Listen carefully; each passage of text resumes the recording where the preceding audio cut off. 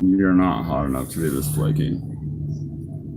Whatever. You're not hot enough to be. There's a lot of chicks, they block you after you fucking just call them out and be like, you're not hot enough to be this flaky. And then they'll block you. It's like, I hope blocking me helps your ego, because I already fucking cut you off. I stopped kissing your ass if I ever was. And so you blocking me hardly changes that now, does it, sweetheart? You little angel.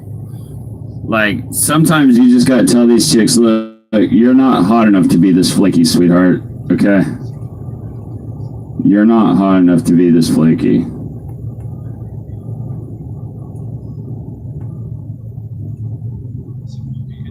Alright.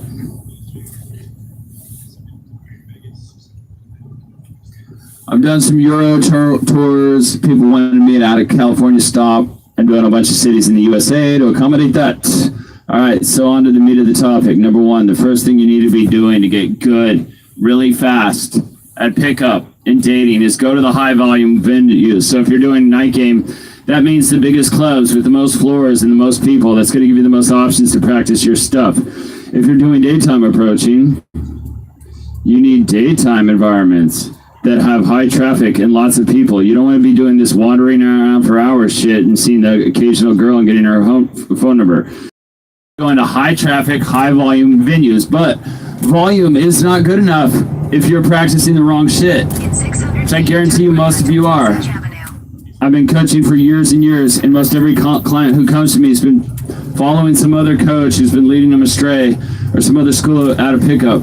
Sad but true. So what a lot of guys are doing is they're practicing the wrong shit, or they're practicing incorrect and suboptimal, inefficient shit. The problem with that is you're reinforcing all these negative, bad behaviors. Companies out there, like RSD, for instance, will tell you that the solution for this is just do 1,000 nights out. Nah. And suddenly you'll get really good at it. The problem is guys are going out, they're confused, they don't know what to do.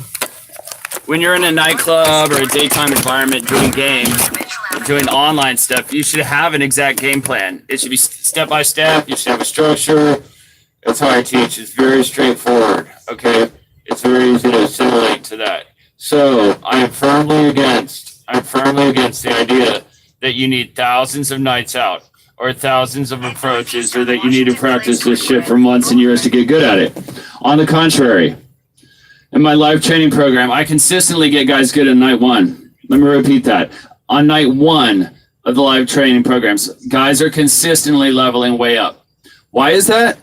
I'm teaching them down and dirty stuff you don't even talk about on YouTube in this detail. I'm saying here is exactly what you need to do in a night game interaction. Here is exactly how you take the girl home. All right, we talked about that for an hour and a half to 2 hours. I always get feedback from my students who are like, I thought this wasn't enough, or it seemed too minimalistic or too simplistic.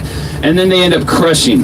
They end up getting the girl, taking her home, setting lots of dates. And they're like, wow, I studied pickup for years. I didn't know I could be like this.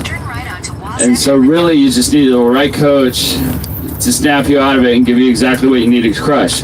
Typically on nights 2 and 3 of my live programs, it's just a refining process. So we hit the 80% solution on the first night. Nights 2 and 3, we're just refining and working out the details so that it's a lot smoother. All right, so there's a radical transformation in one day. This point that I'm trying to get across is you can change this for life in one day, but there's a big caveat to that. You need the proper coach. All right, I've been doing this relentlessly, eat, breathing, sleeping this stuff for years and years. Okay, coaching for years and years, doing it myself for years and years.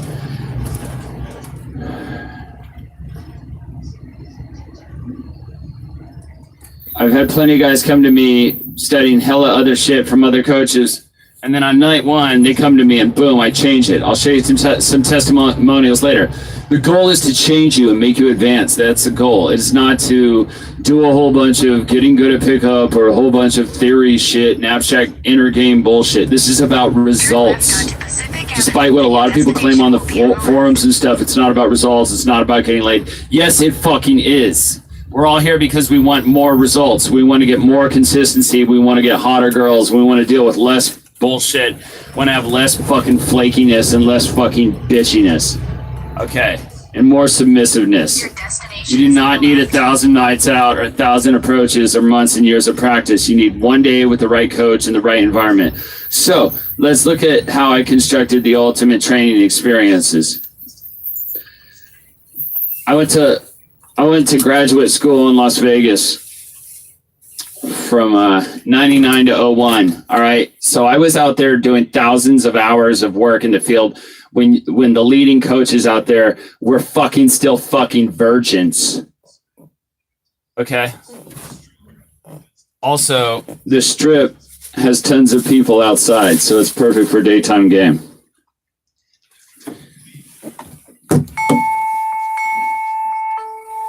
There's some imperfections to it because you're going to take the transitory what happens in Vegas fucking shit home with you to your podunk town, and that shit's not going to work. So it's not that perfect, but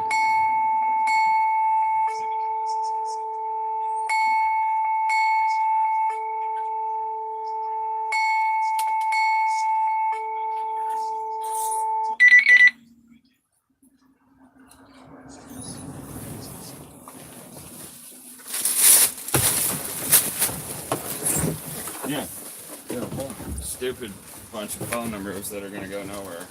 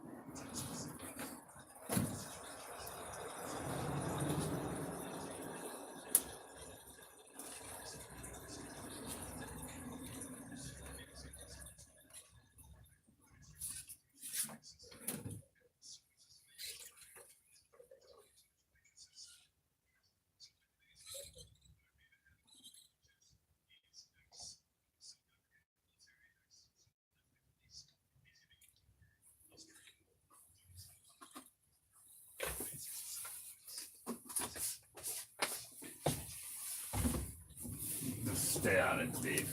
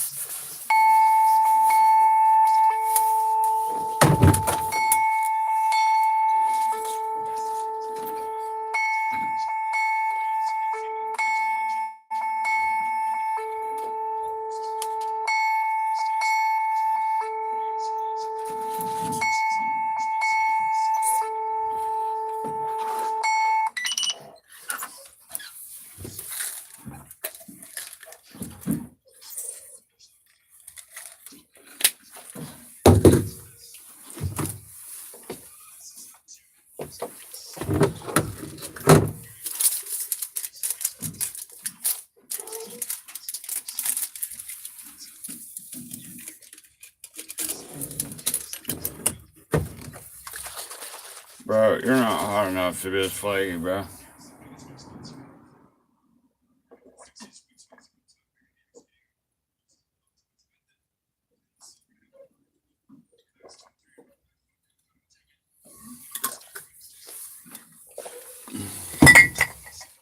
Fuck you, bitch. Hey, fuck you, bitch. You're not hot enough to be this flaky.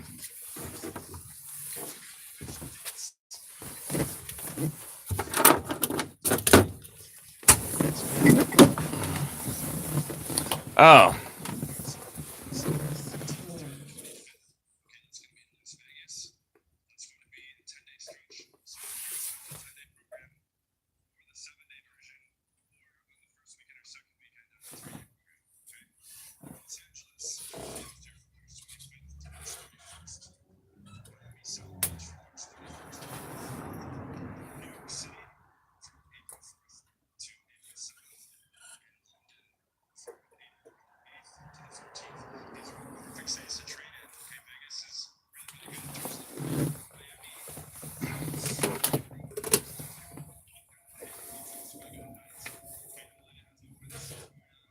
LA has all kinds of stuff going on. New York has Union Square. All right, places I have upcoming fucking programs coming up. All right, so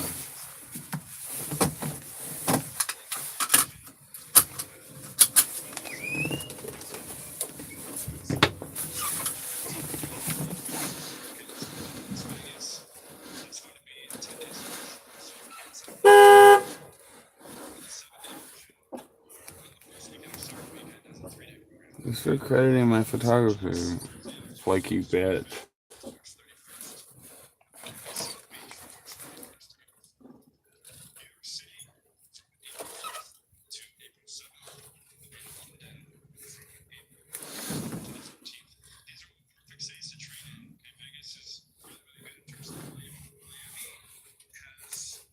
Vegas is really good in terms of volume. Miami has Lincoln Road.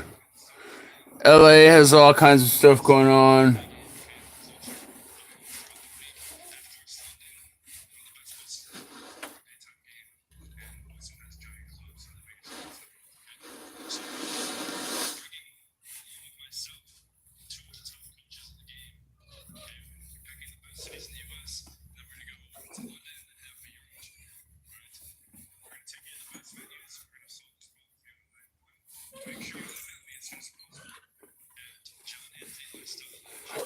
I don't know if you're going to solve their problem on night one. Why do they need a 10-day program, bro?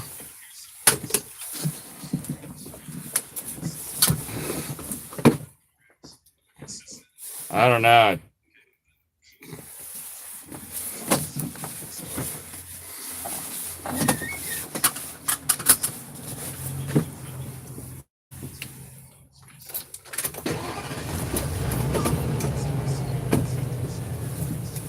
During the interactions, I can mic you up if you want, and we can have a headset. Poll if you want. Help ease the friends into the poll if you want. Give feedback between each interactions. At the end of the night, we'll go over all the most common mistakes and problems. I want you guys to realize something. Since I have immersed myself in this so heavily, and I'm not saying I'm the best dating coach. I don't need to sit here and fucking say I'm the best and everything I ever does works and blah, blah, blah, blah, blah, blah, blah. It slices, it dices, it blah. Shut the fuck up. God. What this has led to is I can see a guy's game and very quickly be like, boom, here's his weak spots. Boom, here's exactly what he needs to fix, and that's it. You're going to come on, and we're going to say, here's the exact method you need to be following, the 2019 version that's fully optimized and fully efficient. Here's the biggest weak spots you have. We're going to fix these weak spots in real time. You're going to be executing our most optimized method, but this is all going to happen on night one. Nights 2 and 3 are just going to be more refining. If you want to take it on steroids a step further, you can sign up for the 7-day or the 10-day. I already have a whole bunch of motherfuckers. There are very limited spots. I already have a bunch of people signed up who keep emailing me that I had to talk to. But there's other motherfuckers as well. So, talk about upcoming dates and locations. All right, check the link in the description. Link to my website that has the boot camp description as well. March 15th through the 25th is going to be in Las Vegas. It's going to be a 10-day stretch, so you can sign up for the 10-day program or the 7-day version, or on the first weekend or second day weekend, we're going to a 3-day program. Los Angeles, directly after that, from March 25th to March 21st. Miami, South Beach, March 1st to April 4th. New York City, from April 4th to April 7th. And London, from April 8th to the 14th. These are all perfect cities to train in. Vegas is really, really good because of the volume. Miami has Lincoln Road. Throughout the day, the clubs are also really good at night. Miami has lots of shit going on. New York has Union Square for the day game. Clubs are going off throughout the week. Of course, London's one of the best places in the world for a daytime game and also has giant clubs. So, to recap, I'm bringing a lot of myself, 2 of the top coaches in the game. We're picking the best cities in the U.S., and then we're going to go to London and hit up a Euro tour. We're going to take you to the best venues and solve this problem for you on night 1. Make sure you email me as soon as possible.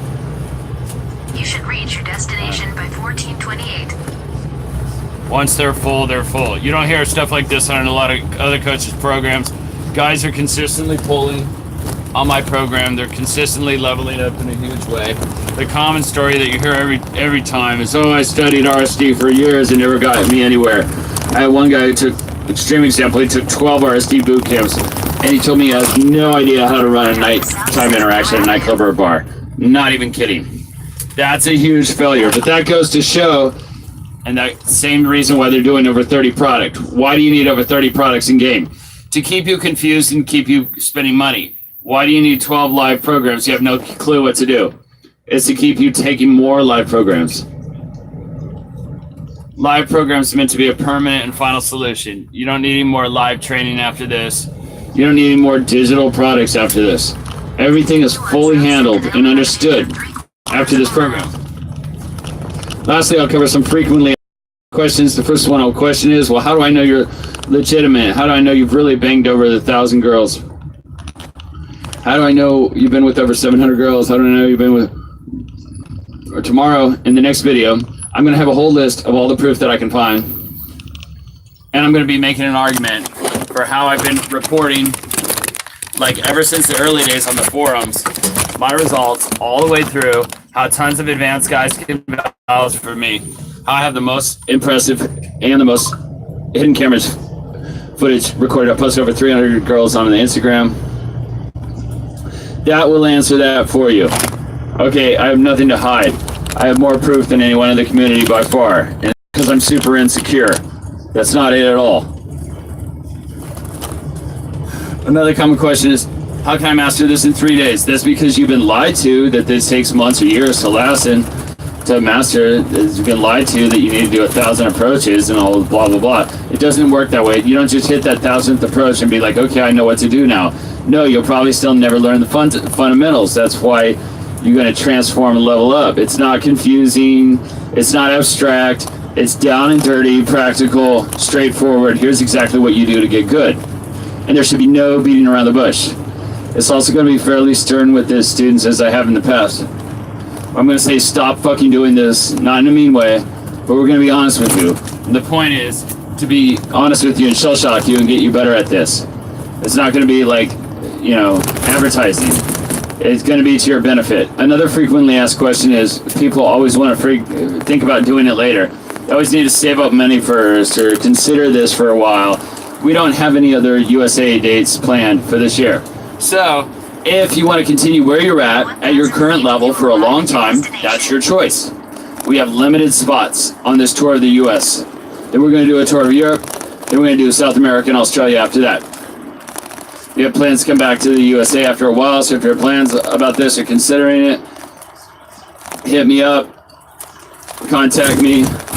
Now's the time to take the action. You get this handled on the first day with the best coaches in the world, best cities for free training in the world. Never have to worry about it ever again. Another big thing that I run into, guys are like, I'm broke and blah, blah, blah, or whatever. You have to view this as an investment in your future for having success with women as a life. How much is that worth to you to get girls for the rest of your life with a high consistency?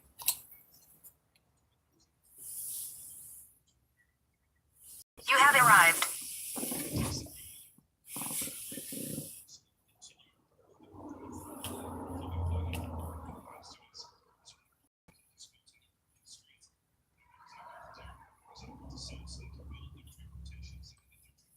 So they can build their dream rotations.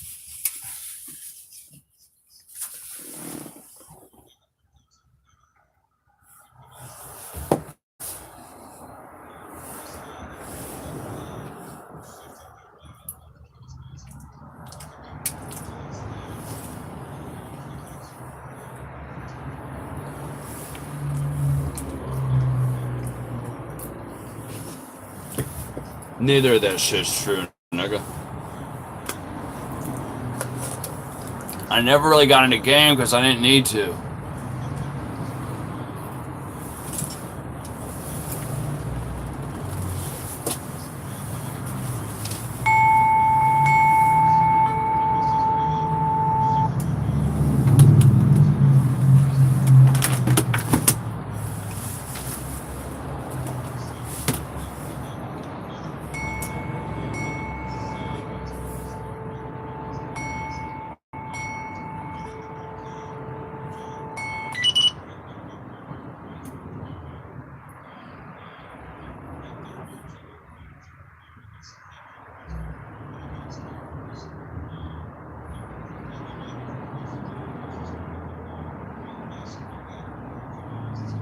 I strongly encourage you guys to take a boot camp.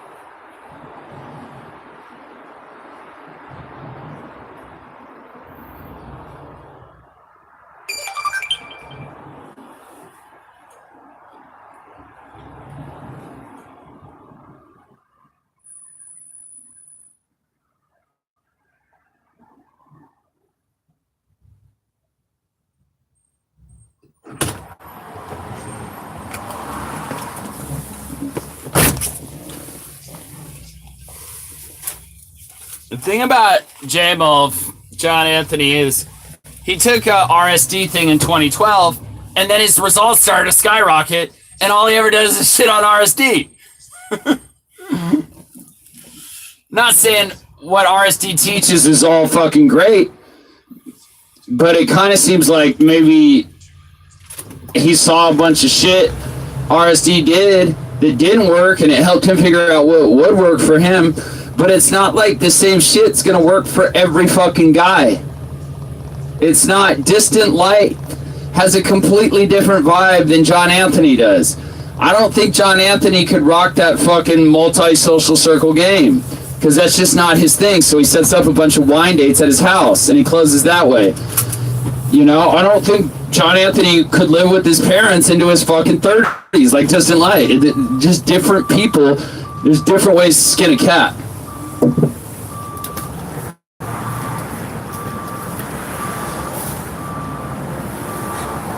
You know, and like society will accept different shit from different people. You know, the same shit that looks charming and affable and fun on Distant Light might look like you're a fucking loser on a John Anthony. You know, the same fucking behavior that chicks find fucking sexy and fun and vibing on a black guy like Distant Light might be completely fucking repulsive on a white guy. If you haven't noticed, especially in America, people judge people differently and hold them to different standards based on the different characteristics they have.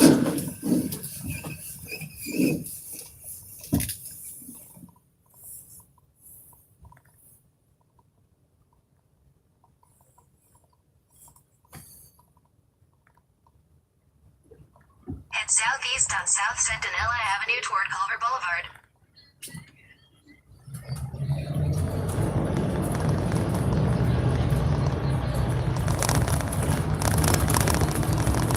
Continue on South Centinela Avenue for a half mile. You should reach your destination by 1442.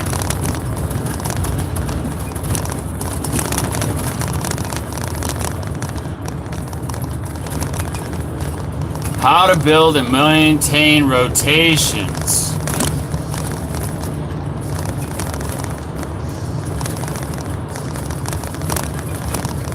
How to build and maintain rotations. Today we're going to cover rotations. All right? How to build and maintain rotations.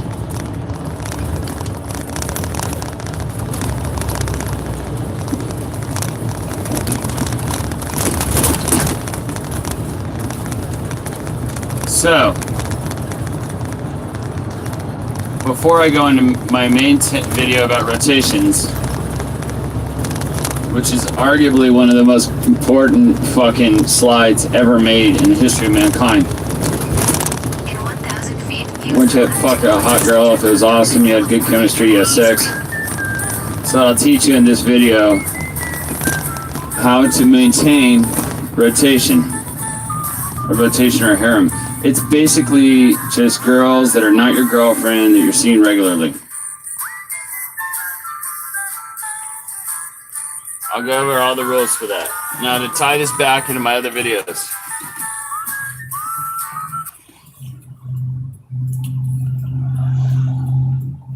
Other night game interactions. Actually, I taught you how to have the game skill to run the night game interactions. So now, based on that video, it's an hour and a half. That should have taught you, based on my years and years of experience, that should teach you the skills you need for this box here. And it should also teach you the skills you need for this box here. How to run the interactions. And also, how to pull. Which is that path there. Go check out J Mo's graphs. John Anthony's graphs. Video, how to run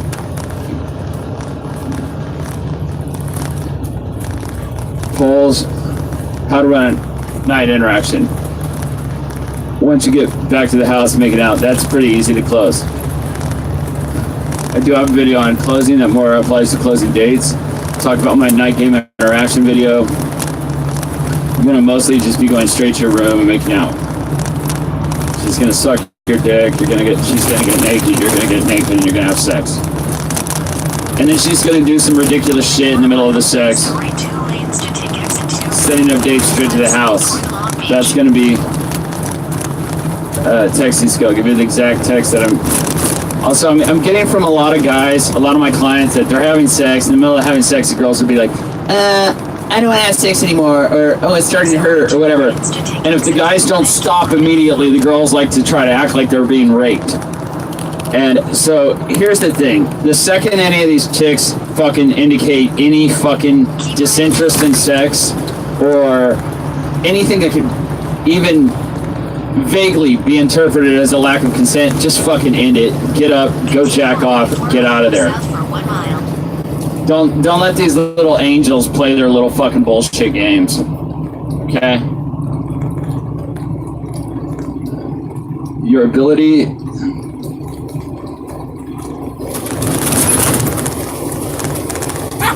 If you do a public date, how to get a girl home, let's assume it doesn't have to be one. Let's go have coffee at my house, whatever. You just modify the text. When using those text sequences, you're going to have a whole bunch of chicks come in your house. Now here you have the next area of skill. Now you have girls to your house. Girls to your house that need to be closed.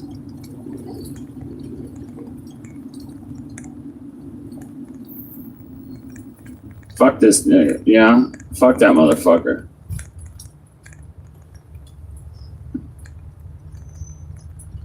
This lucky bitch ain't gonna be getting this dude.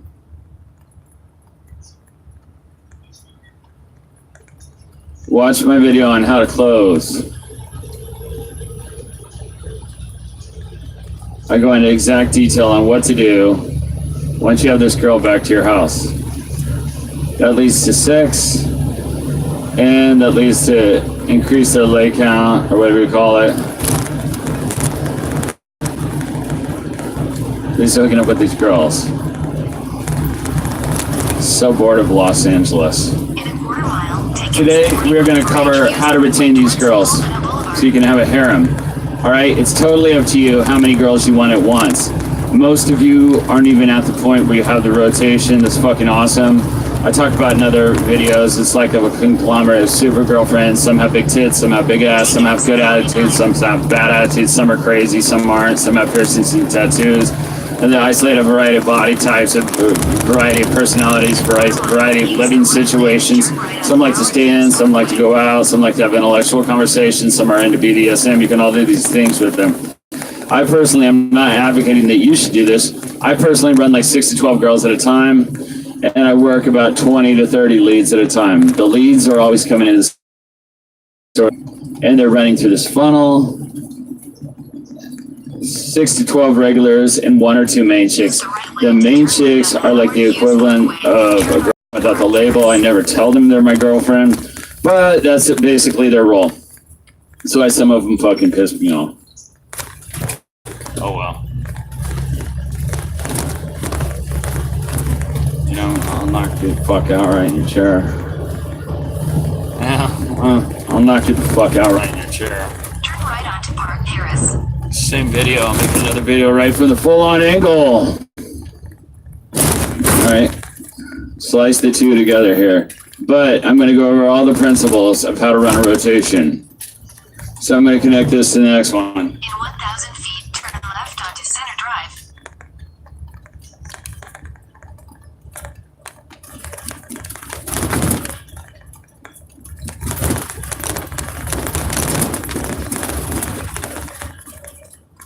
Run it how I tell you to. Pull if the logistics are bad. Get a phone number. See how fucking structured and easy game can be.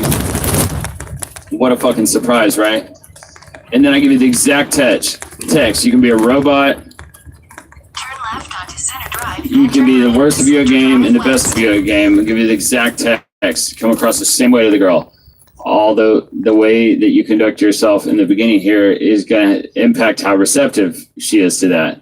I'll probably make one other video of how to really come closer to that alpha personality and cultivate that high value, attractive personality to bring to the table. At night game and online day game and all that. Alright? Alright, so you can use those exact texts And just recap one more time. Setting up first dates to the house. You're going to have girls coming to the house. I go over to how to close. Now in this video, I just want to recap how this all comes back to this chart. And by the way, this is discussed extensively in the technical breakdown on my channel. So there's today this green box, and I'm going to close this video and do the next one. Here we are back now on the full screen.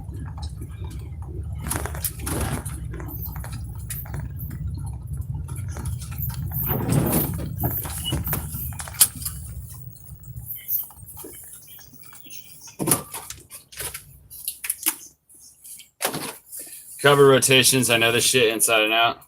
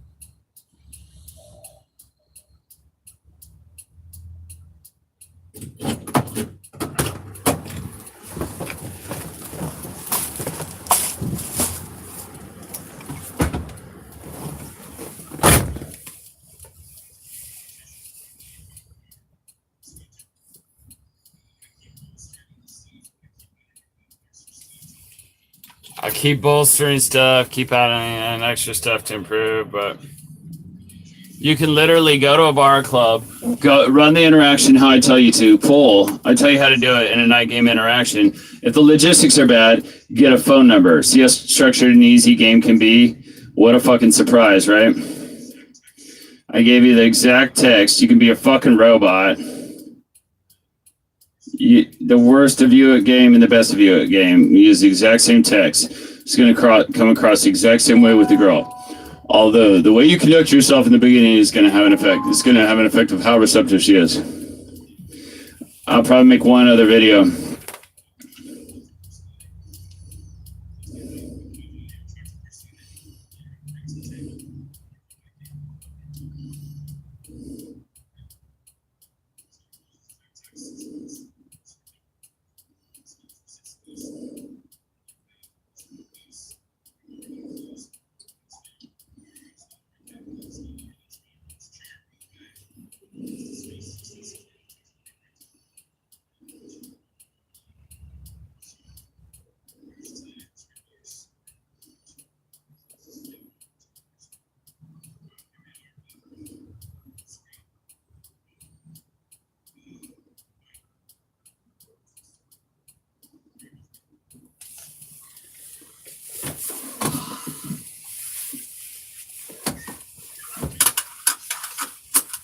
I know this shit inside out, but I made a post that's pretty extensive about it, so I'm just going to follow along with that.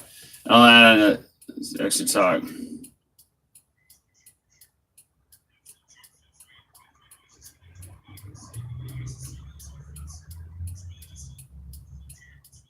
what's up, everyone? It's John Anthony from John Anthony Lifestyle, and today I want to talk about how to get good at the game, okay, the seduction game with women, as fast as possible, the fastest.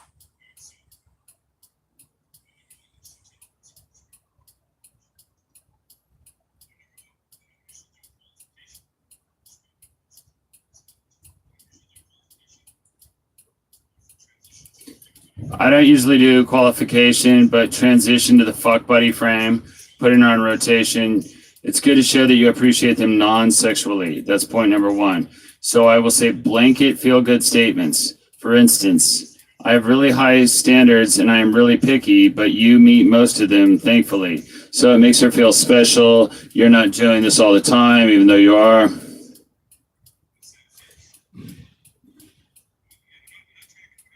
Again, when I say this stuff, this isn't about a whole bunch of manipulation and being a huge asshole and stuff. This is just what works. And I actually do respect the girls. I do treat them really well. I do take care of them really well. I listen to them about their lives. You know, it's a really nice relationship without the label, without all that bullshit shit about jealousy and trust, because it's not a boyfriend-girlfriend thing. They know that. Here's what I say.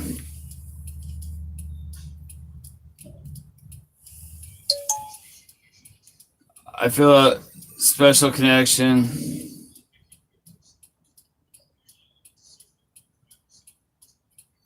I usually only want to see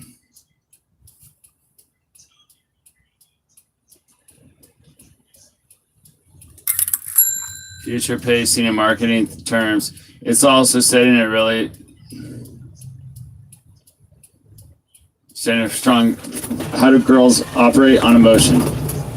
I was a philosophy major. I'm really into math and into writing like airtight inductive proofs and all this other shit.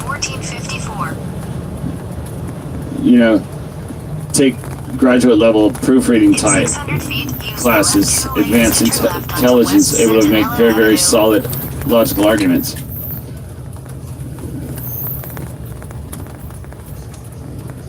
In 1,000 feet, slide right onto West Centinela Avenue.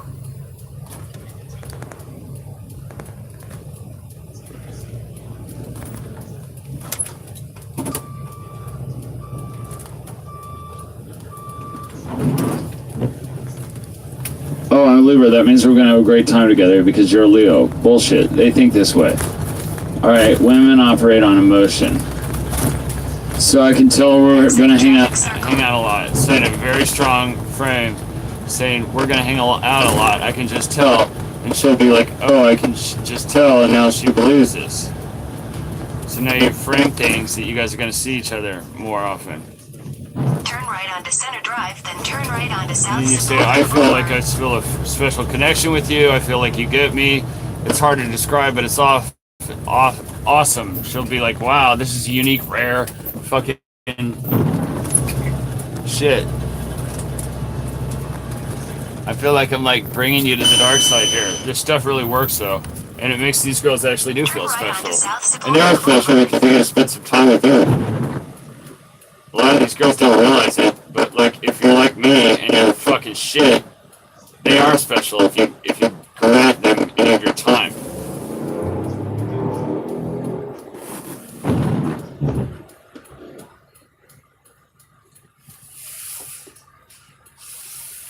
I appreciate that you're smart and that you have a lot of ambition and that you're working multiple jobs to pay for whatever it is.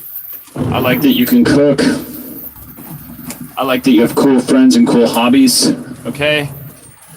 So to recap, you have high standards, you're thinking, but also falls in that 5% category, which is why? Because you have social connection. She gets you, it's harder to describe, you're so awesome. You're telling her goddess, all this shit. You know, you can choose what you want. Alright? I'm an optimizer. Serious lines here. Fuck. Every girl wants to feel very appreciated. And when it comes down to it, I am treating them all very well. I do treat women well. If some guy's bothering them, I tell that guy to fuck off. I take care of them. I take them out to dinner. I fucking sit there and fucking hold their heart and back when they're fucking crying about their ex. And then they fucking treat me like shit the next day and won't give me a hug.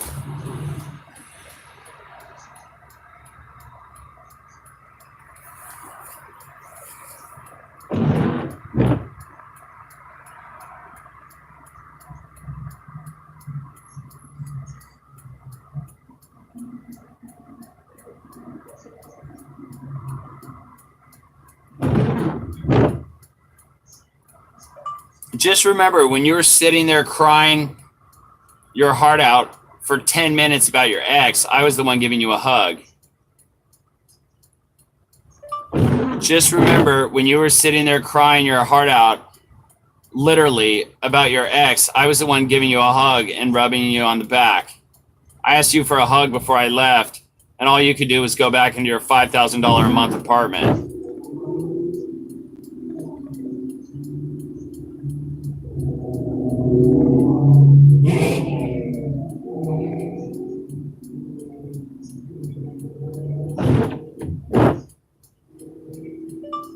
You're buying yourself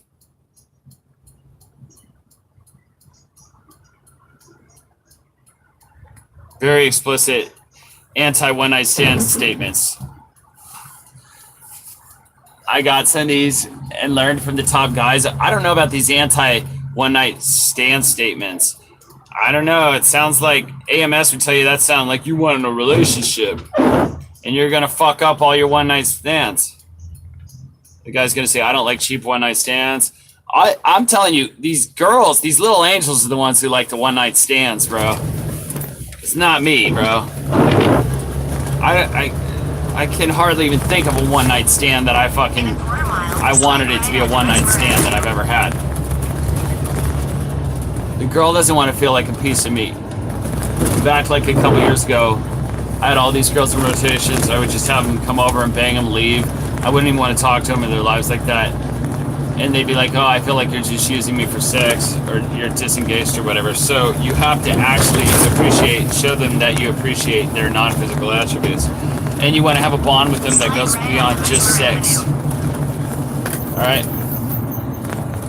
Just throwing out a lot of info for you right here. Like, pause and rewatch it as needed. Number 2, I make very explicit anti-one night stand statements. I've gotten some of these. I learned my game and evolved it over the years by hanging out with the top guys and learning from the top guys. So some of the pieces, the last one, I got from one of my advanced friends. Same with the next one. Number 2, I got this from one of my advanced friends. He was making explicit statements to girls like, I don't like cheap one-night stands. I'm not necessarily looking for a girlfriend either. It's not like, oh, let's become super serious and official right away. But I don't want this to feel like a one-time thing. Very powerful. You're setting a frame for fuck buddy. Each of these is setting a frame towards a fuck buddy. In the first one, I can tell we're going to hang out a lot. I really appreciate you non-sexually. She says, wow, I can see myself with this guy for a bunch more times. Number 2, oh, I don't like one-night stands. Because girls think that's all guys want. They just want to be like a fuckboy. Even if you are a fuckboy, you portray yourself as an anti-fuckboy. I'm not necessarily looking for a girlfriend either, so it's not like I'm trying to get all serious, but I don't want this to be like a cheap one-time thing. Remember when I talked about in my night game interaction, the girl doesn't want to feel like, of course, she's got the anti-slut reaction. You're kind of framing things like, if this turns into a one-time thing, I'm going to feel cheap, and by qualification, she's going to feel cheap. She doesn't want that. It's not manipulation.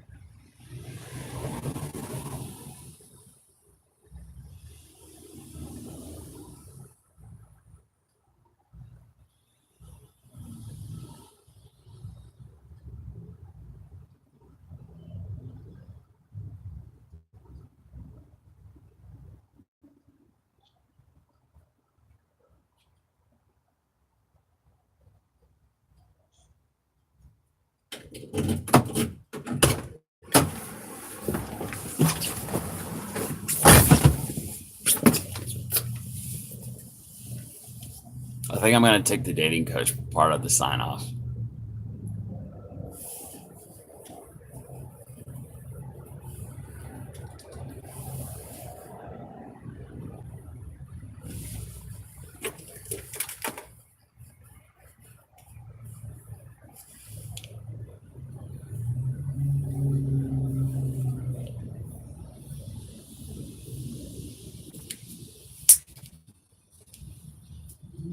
That sucks.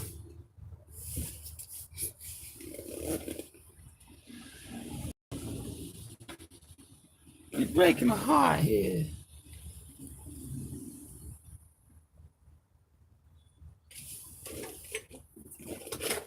You know what? It doesn't suck that bad, though. We got to work around for that.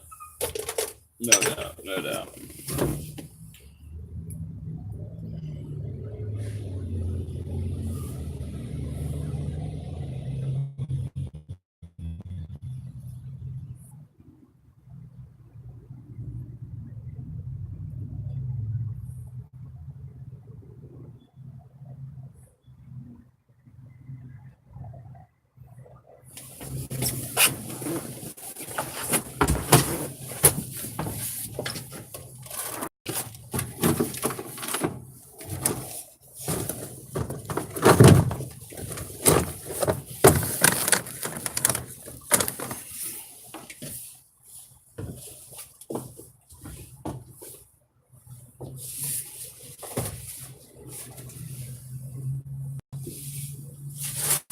I'm so sick of you fucking whores who just want one night stands and then try to make me the bad guy.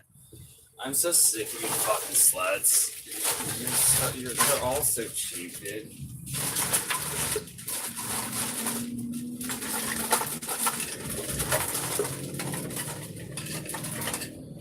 I'd be willing to accept that that's part of it. I would be.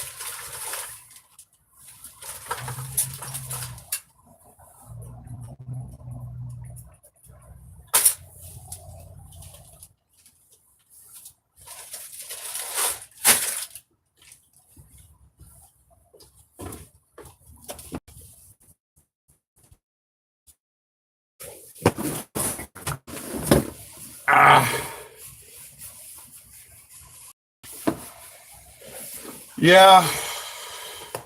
Yeah, I have shit with one girl that frustrates me. makes me mad. That bleeds into my interaction with the other girls. And vice versa.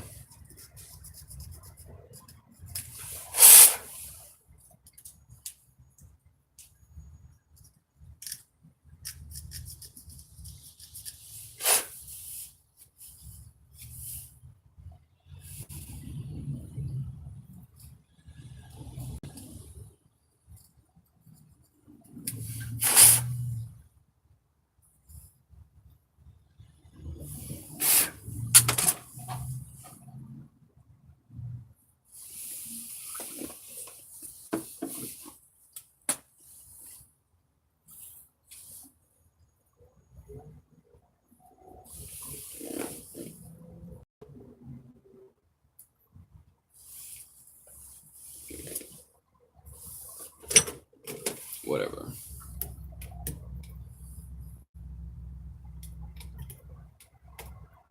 Is this shit just beyond fucked now, too? Probably. Probably.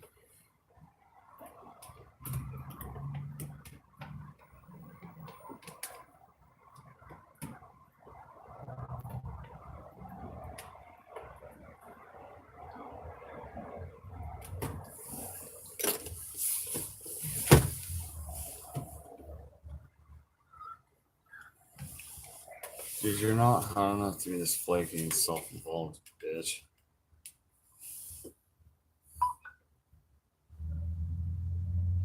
I'm not gonna beat myself up about Naomi and fucking blowing it up with her on Turn right Insta. onto West Jefferson Boulevard. Like, you know what I mean? Like, really? You're gonna fucking beat yourself up over someone who was acting that flaky and disinterested that consistently that early on? Continue on West Jefferson Boulevard for 1 mile. Head southeast, then turn right. Head southwest toward Margaret Avenue.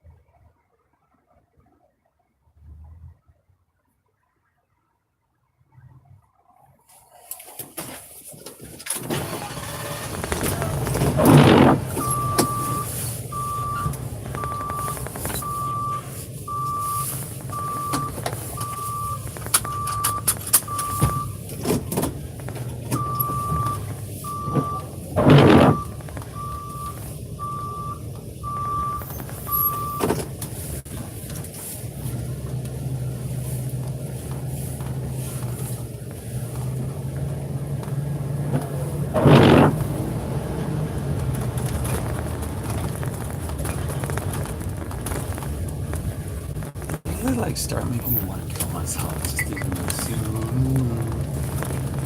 stay low. Turn left onto Juniette Street. In 800 feet, turn left onto Margaret Avenue.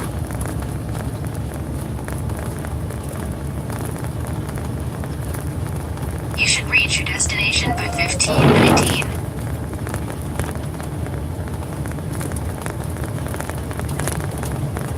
Turn left onto Margaret Avenue, then turn right onto West Jefferson Boulevard.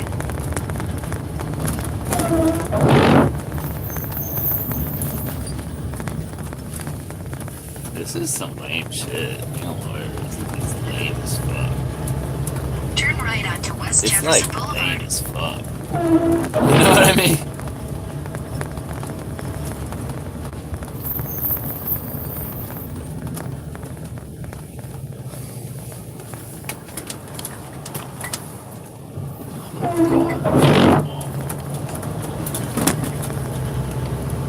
Continue on West Jefferson Boulevard for 3/4 of a mile.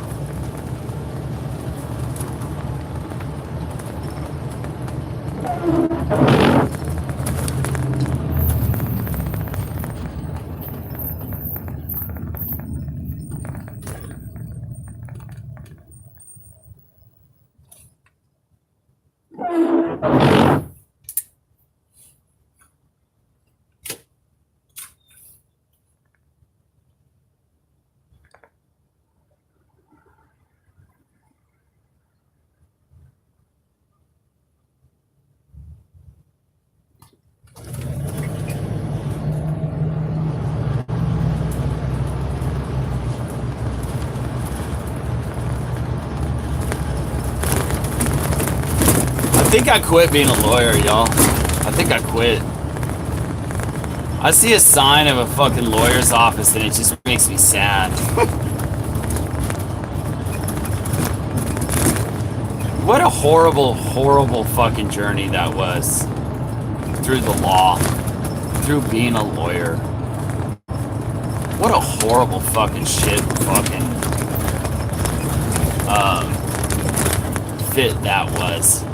For some people, that's a great fit. For me, that was a shit fit.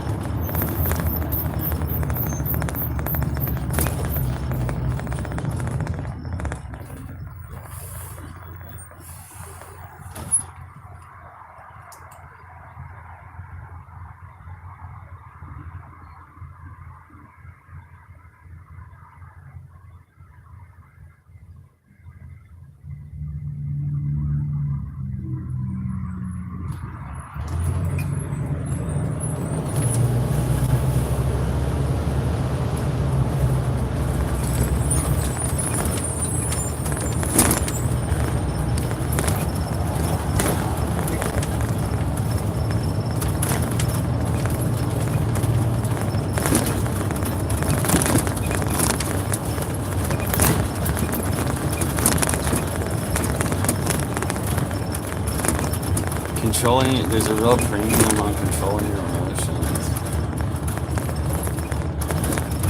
What's subtle to men is super obvious to women. So for men, you have to be super subtle just to achieve something close to subtlety.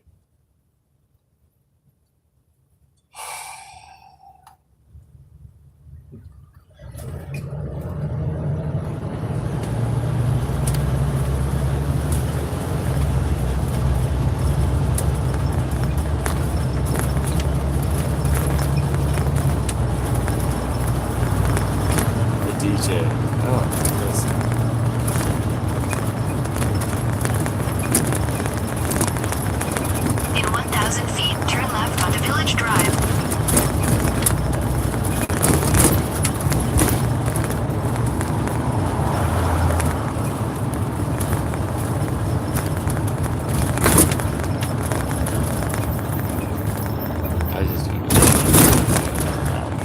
Turn left onto Village Drive.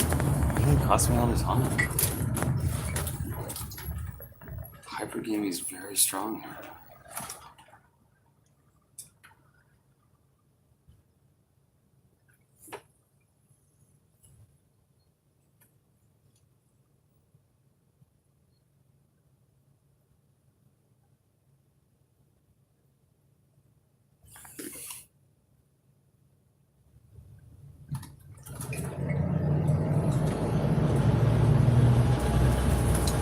Just getting too fucking attached to shit.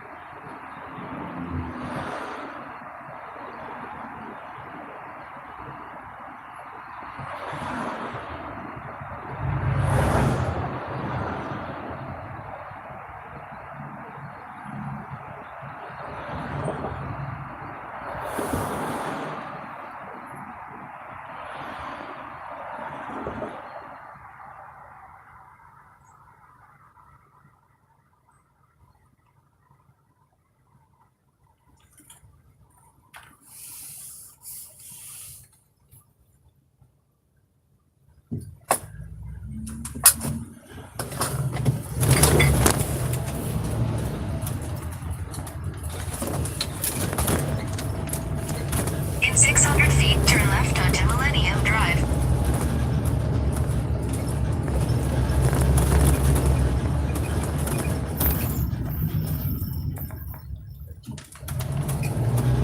Turn left onto Millennium Drive. I was pretty fast too. In 800 feet, you will arrive at your destination.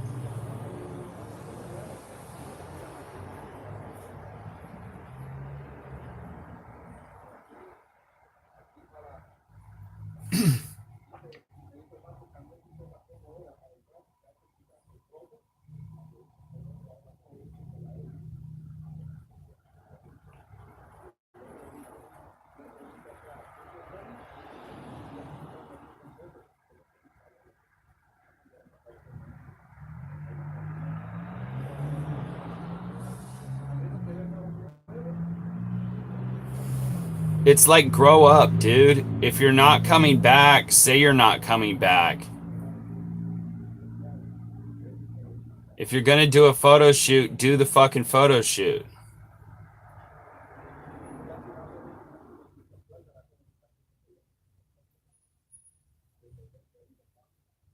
Millennial girls have just systematically been taught to be flaky fucking liars, and it just makes them look like dumb children. Dumb children. Flaky liars.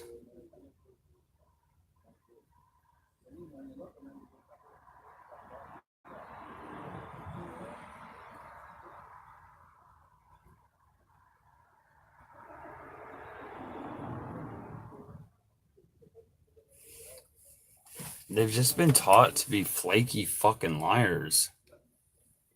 It just makes you look like dumb children, dude. Dumb children. It gives them a very dumb child vibe, dude. Like, listen, dude. When somebody never does what the fuck they're gonna do, LA Mag wants to do a story with me.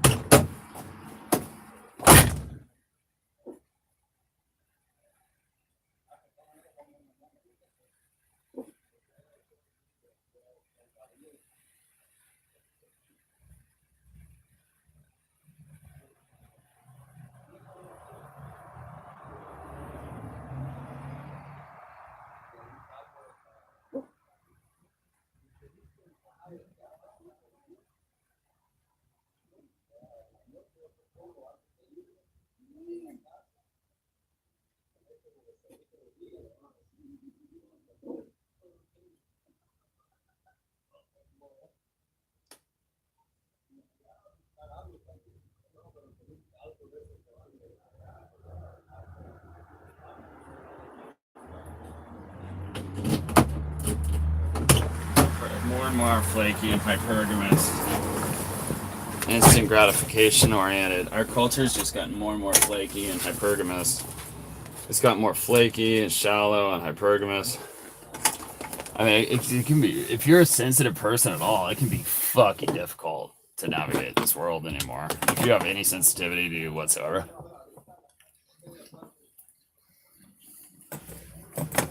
You basically just have to kill off.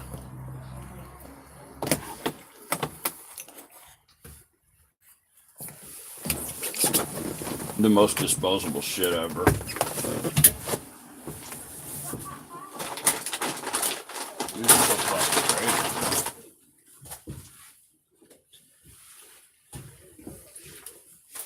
That show just have you fucking crazy.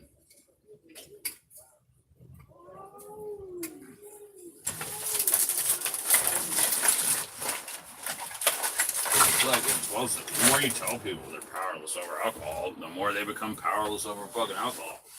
And the more society tells men that they're fucking pieces of shit, the more men become fucking pieces of shit. Like, it's not that fucking.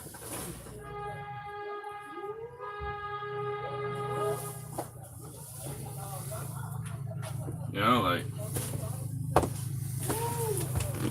sit there and tell somebody they're powerless over drugs and alcohol all the fucking time. It's hardly a surprise when those people start behaving in a way as though they're powerless over drugs and alcohol.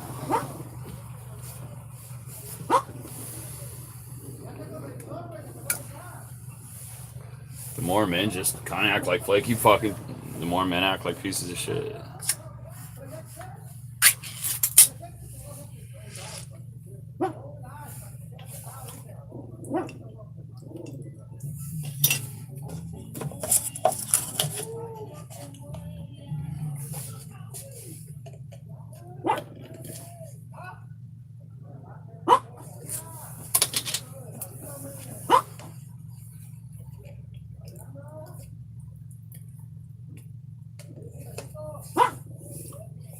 I did an interview with LA Mag today.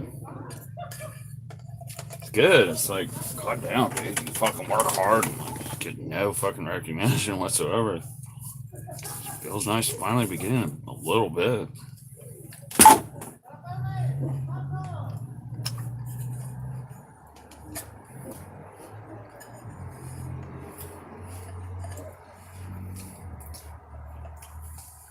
Toxic fucking idiots women are. I mean, I don't know if there's really people out there who don't think women are fucking idiots these days. Women act like fucking idiot. I mean, I've had so many fucking one-night stands, but I didn't want them to be one-night stands. I just got a fucking generation of flaky, idiotic fucking women who like to fake, who like to fucking lie and say they were in a blackout. Bitch, you weren't in a blackout. You're just a flaky hot slut. You're just a flaky slut. You weren't in a blackout. You're just a flaky slut, and you next men the second they do anything that annoys you. That's why you're jumping on so many fucking dicks.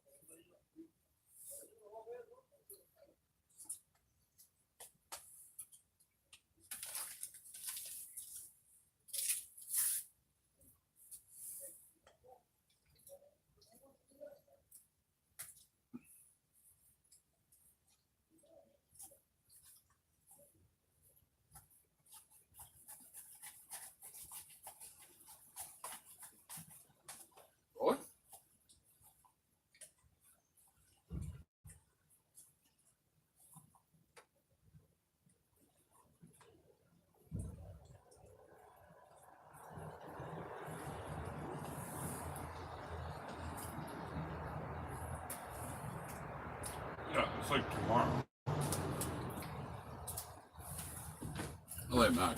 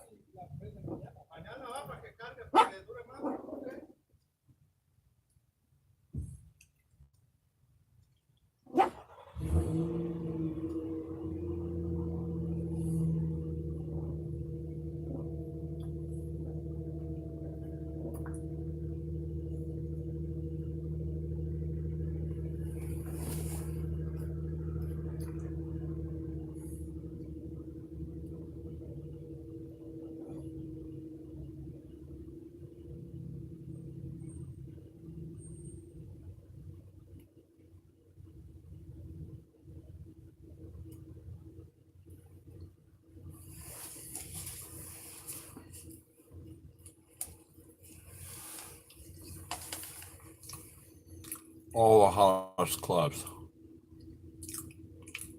I'm not promoting these clubs, they can promote me.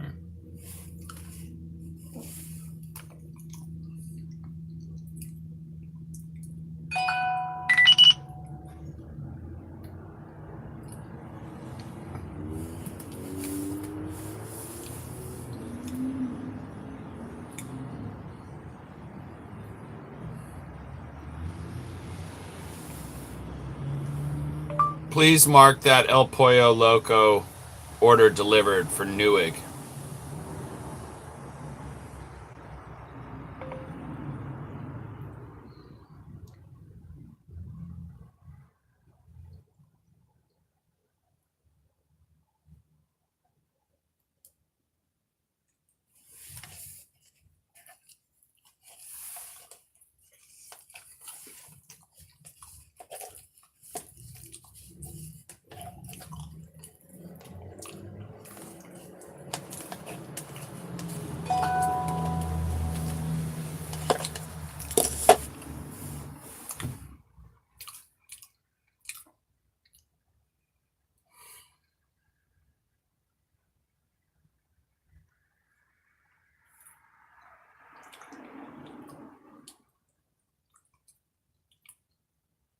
Dumb motherfucker.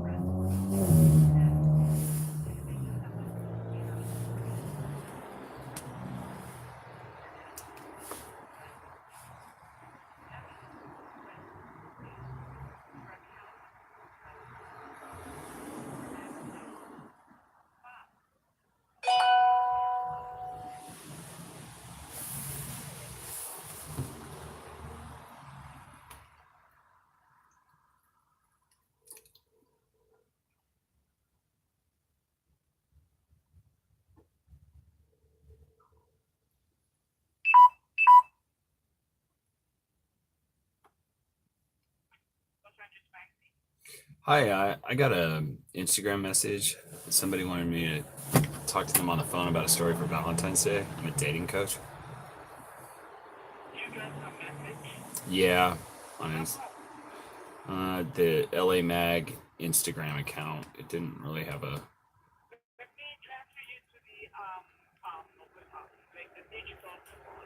Okay. Yeah, it might have been lamag.com. Maybe that's different. Okay. Thanks.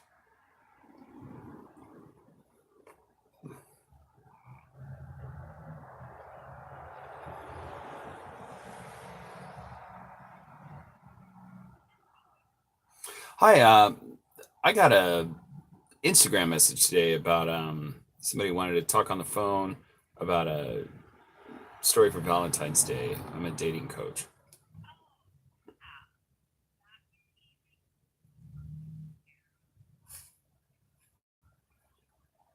Sure. It's 772-501-6103. It's Gal Interpreter. All right. Thank you. Appreciate it. Bye.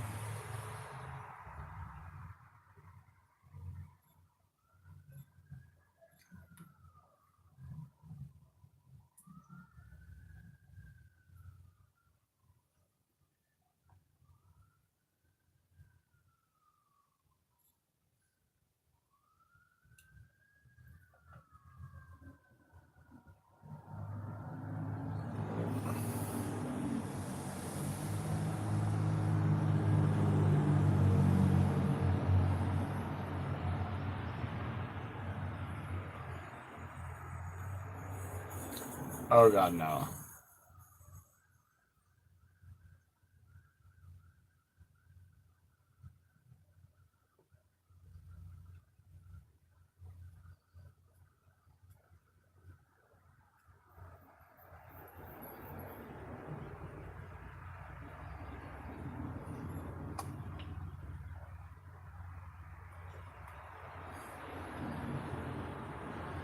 Honestly, I'm pretty sure I'm fucking done with you.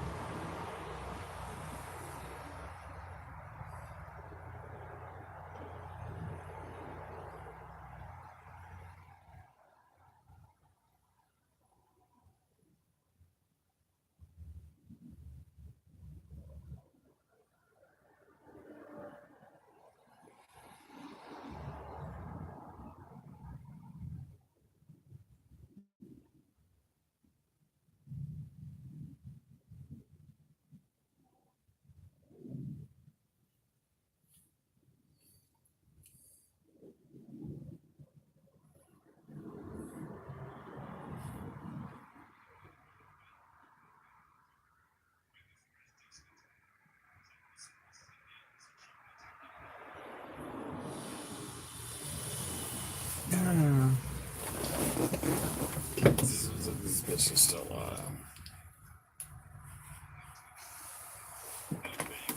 Time to bang.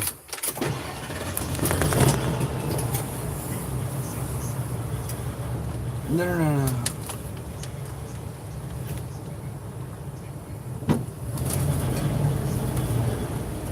Head northeast on Millennium Drive toward West Lawn Avenue.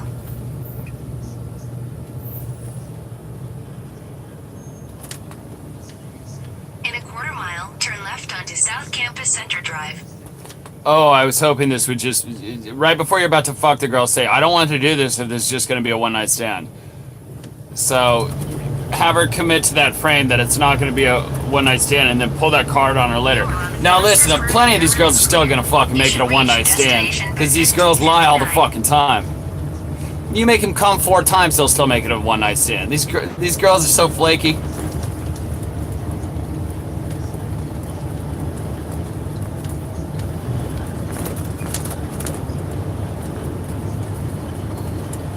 There's a magic rule of 3 separate bangs before they get invested.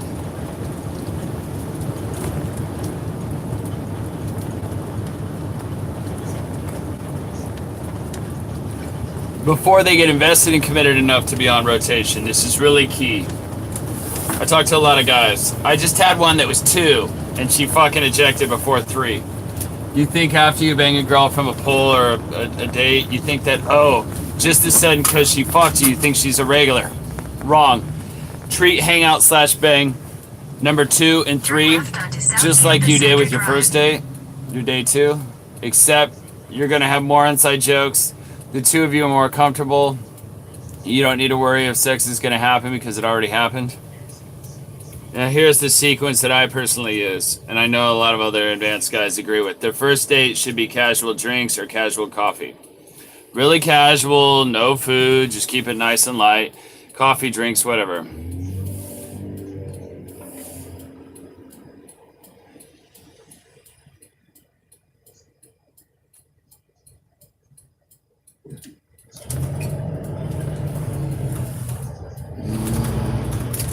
I put down something fun like Dave & Buster's arcade comedy show. 600 feet, turn right. That's to show a fun personality. What I do in the modern day is put number 3, a romantic sit-down dinner with Dine. I have a fucking date tonight and I forgot to do the fucking call and confirm, so she's probably gonna flake. Damn it. There's different parts of you, including a romantic part. She sees the fun, intriguing side of you on the first date, where she's getting to know you. She sees the romantic part of you during the dinner date. So it's more like you guys dress up a little bit, you're holding hands, that kind of shit. So she's like really getting close to you. And then number 3, something fun where you guys are just being goofballs.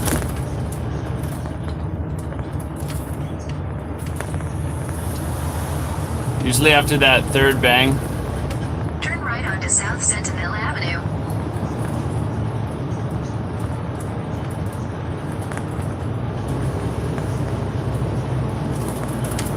Continue on South Sentinel Avenue for 3/4 of a mile.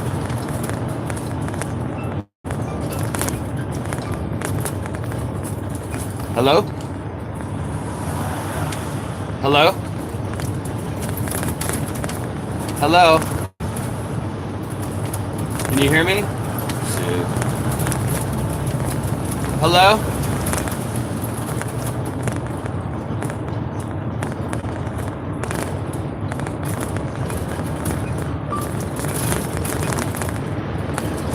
Is it time for drinks yet? Question mark.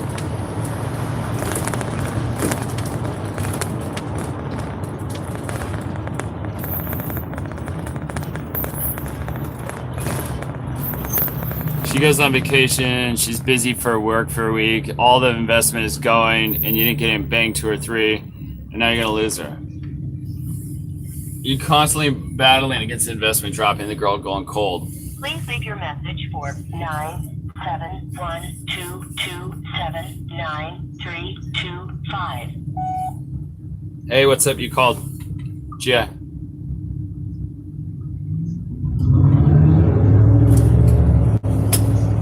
So what I've been doing recently is have them sleeping over after an awesome date. We go to breakfast in the morning, so I can get 2 out of the way at once, and we set a dinner for the next day. So a common mistake that a lot of you guys make, and that I used to make. Hello? Yeah. I'm doing good, Sarah. How are you doing? Sure.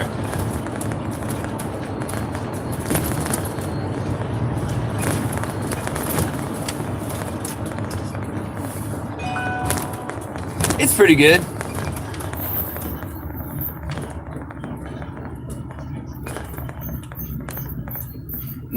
It varies. And I work on a donation only basis, so it's kind of varies.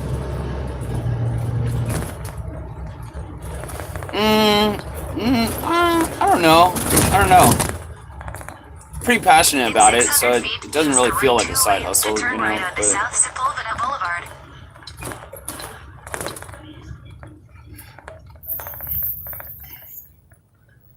well, I prefer the term shuttle. I feel like you're nagging me, Sarah. That's kind of a joke.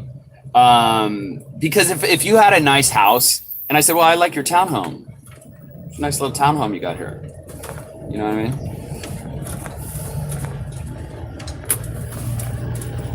Use the right 2 lanes to turn right onto South Sepulveda Boulevard. It's like a shuttle to me, and I just like it. I bought it from a nursing home, and then I kind of did it myself in terms of, I guess, remodeling it, you'd say. And I just like the logistical solutions it provides, and the freedom and flexibility. And I've been able to travel around a lot and meet a bunch of cool people and do a bunch of cool things that probably wouldn't be able to if I was living a more conventional lifestyle. At times I do, yeah.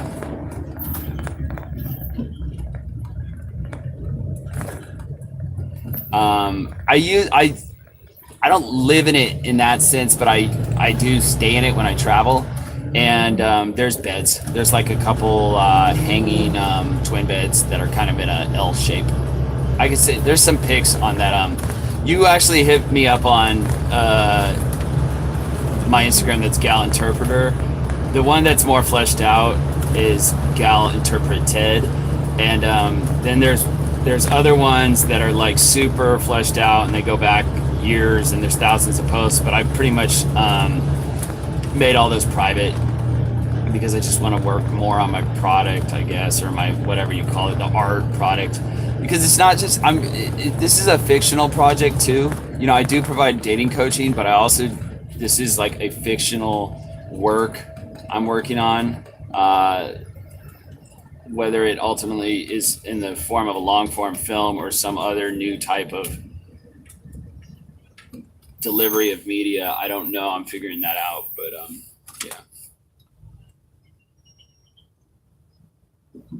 yeah.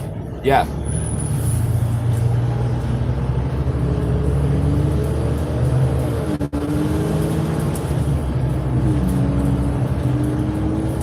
Yeah.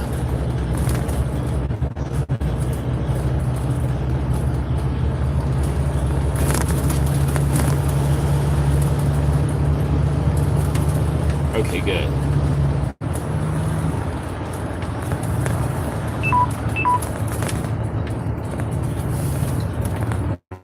Yeah, I meet him there, or we go out in the field. And then a lot of them are Patreon or YouTube type things, or it's all, you know, Skype sessions, stuff like that. Well, I've got a YouTube channel. I've got a couple of YouTube channels, and Patreon is like a subscription-based content delivery platform that a lot of YouTubers have gone to after the YouTube Armageddon.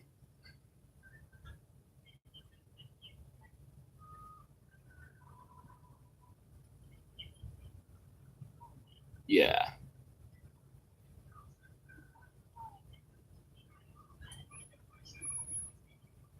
Both, but it is mostly men. Yep.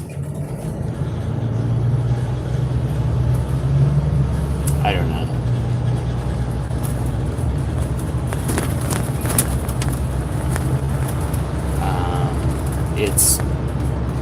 It's got some unique characteristics in that logistics play a big role in it.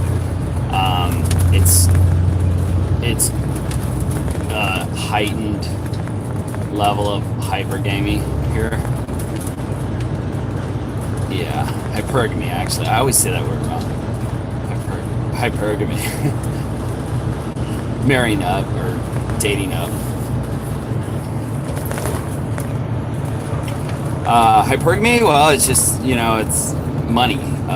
Money, or I guess you could say it's not always just money that people are looking to date up. They may be looking to date up in social class, which is often linked to money. In terms of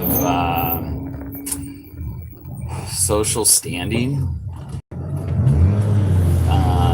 who you know type things, how fun it is. But yeah, certainly money is probably the first thing people think of when they think of hypergamy. Like you could be a dope guy, jacked. Sex could be amazing, anatomically superior in all these ways. But if you're broke, it's a big effing deal. You know what I mean? It's a big deal breaker a lot of the times. Not always, but I find it's heightened. I find it's heightened in SoCal. For sure. Yeah. All over. In 1,000 feet, turn right onto West For Manchester Angelinos, don't take anything too seriously because nobody else is. And that's like a really good way to not put so much pressure on whatever situation you're in dating wise. And it's a good way to Turn right not onto get West Manchester Avenue. upset.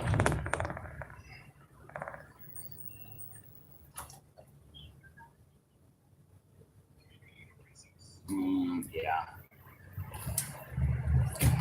I prefer to keep that private.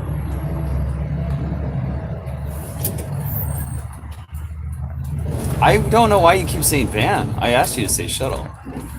I'm kidding.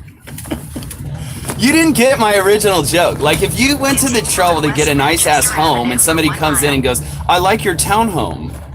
Or you know what I mean? It's like a neg. It's like, I like your fake nails. I like your van. Do you live in your van? Next thing you're gonna ask me, do I live in my van down by the river? On a completely unrelated note about the hypergamy, Sarah.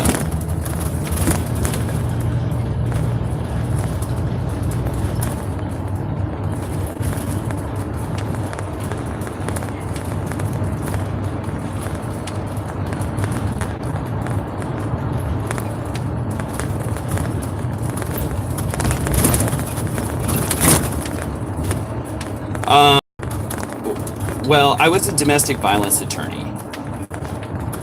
and back in the day, and that was a powerful experience. I had issues with in my own life where I found I seemed to take things more seriously than other people did. So I sought out, I got into this, and I've been an artist and musician and all this stuff. So I sought out to really examine the whole dating coach world, pickup artist world, PUA, all that stuff, and become more savvy on it. I had probably more natural ability than a lot of the guys in that, so I kind of didn't gravitate towards it probably as early as I could have, like I was doing all right, obviously because I'm tall and white and have good teeth and other superficial things, but So I just really kind of became very interested in it and wanted to do some art in that regard. But ultimately, I did start to do the coaching for real. And so then I wanted to travel. I wanted a less conventional lifestyle too. You know what I mean?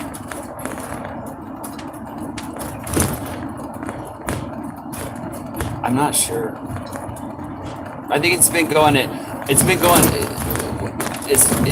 transition has never stopped. You know? I mean, it's like,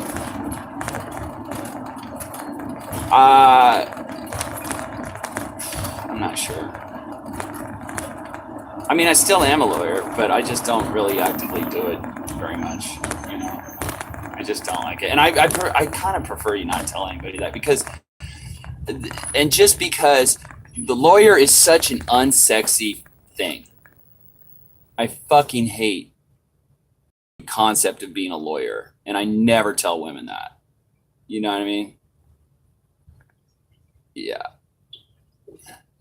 No, it'd be much better to be a DJ, and that's why I became a DJ.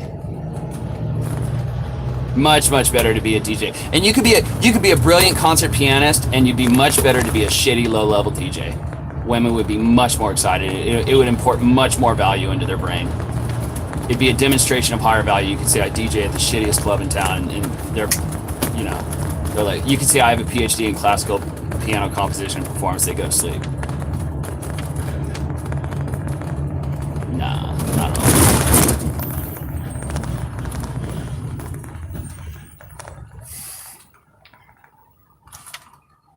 I'm just gonna say yes just to be splashy and get a reaction out of you.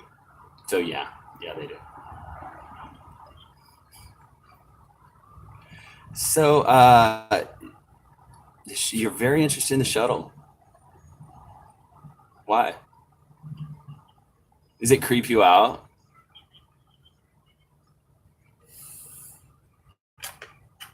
I was just trying to creep out as many people as possible. Yes.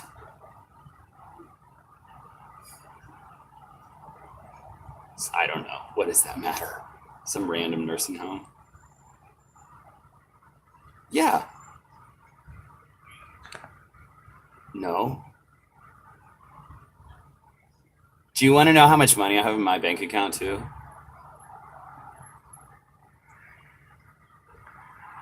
Yes.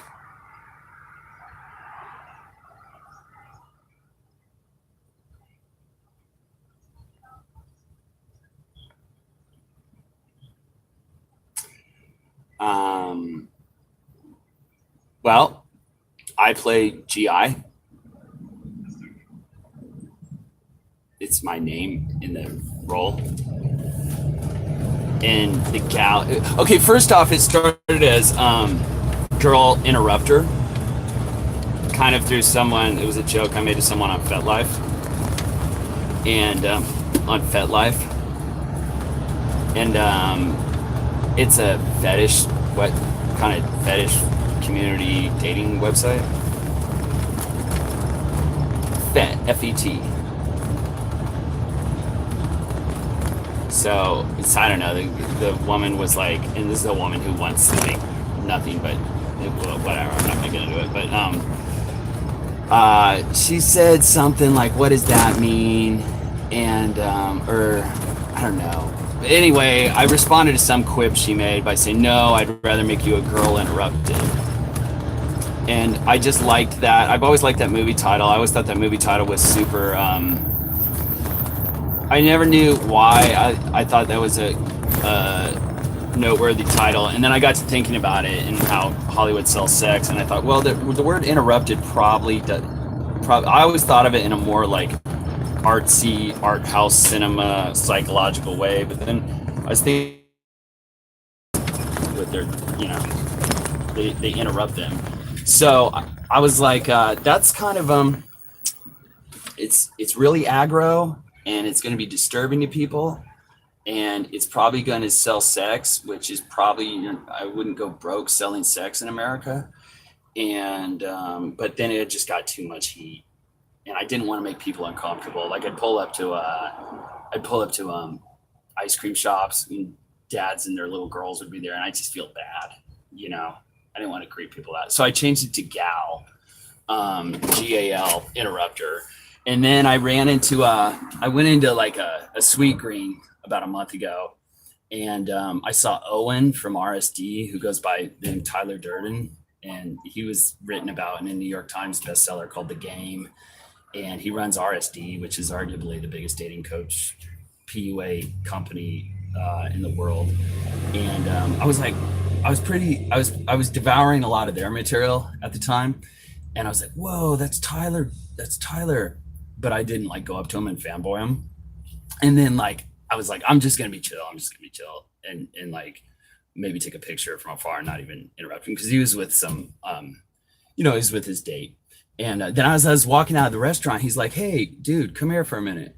I was like, whoa, that's super trippy. And then he's all, I've been seeing your stuff and your shuttle around and stuff, and I had some thoughts for you. So Owen, who's just a remarkable public speaker, and he's had an incredible journey through America. I think he was don't quote me on this, and I don't want to. I think he was recently deported though, because he overstayed his visa. So that's a very I don't really wish to stir that up, but it's just kind of a side note.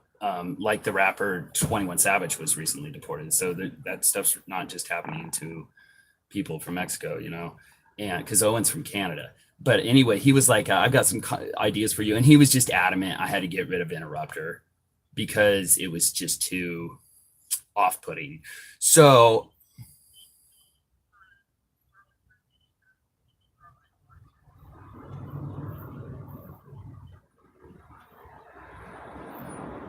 yes, for instance, you now being very familiar with my YouTube content, whereas before you were like, what? You have a YouTube channel? But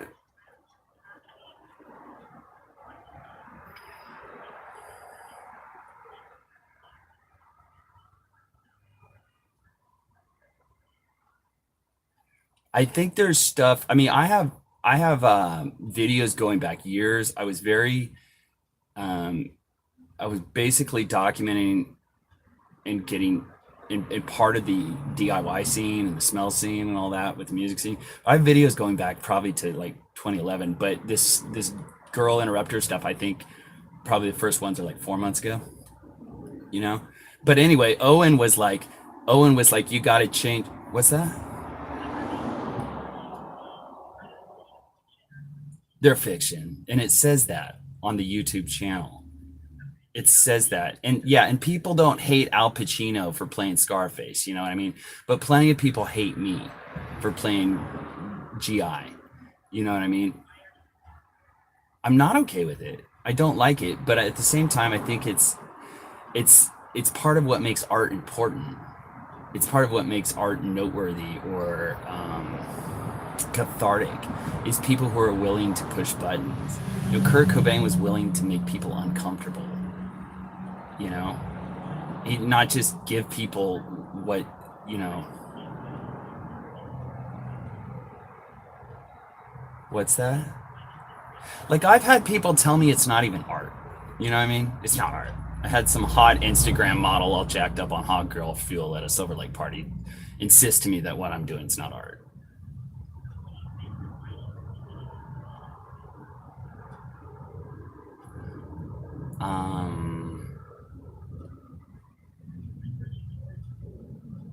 I don't.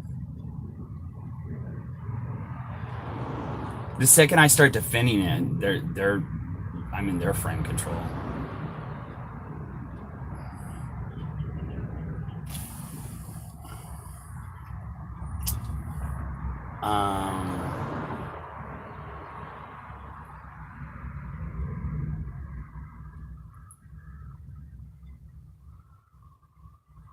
I don't know.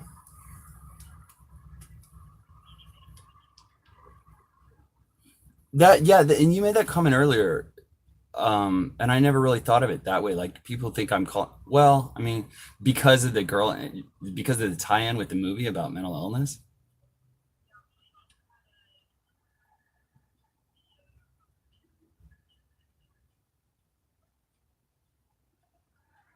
Well, they can be. They're very good at it, and they pick up on things a lot more than men do. Social cues, like a 16-year-old girl has far more social ability than a 40-year-old male attorney. You know,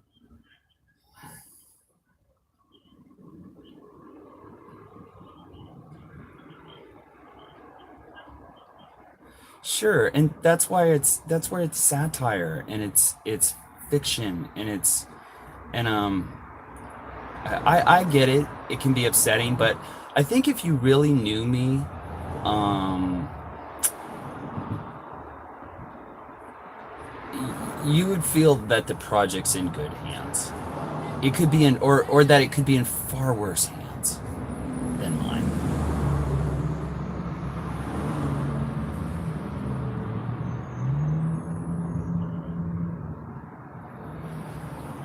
Well, it wouldn't make you as uncomfortable as it is if it was totally clear that it was satire.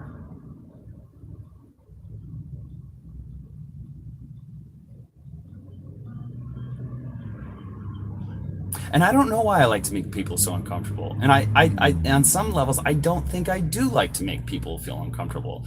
But at the same time, people make me super uncomfortable. You know what I mean? And that's what's that?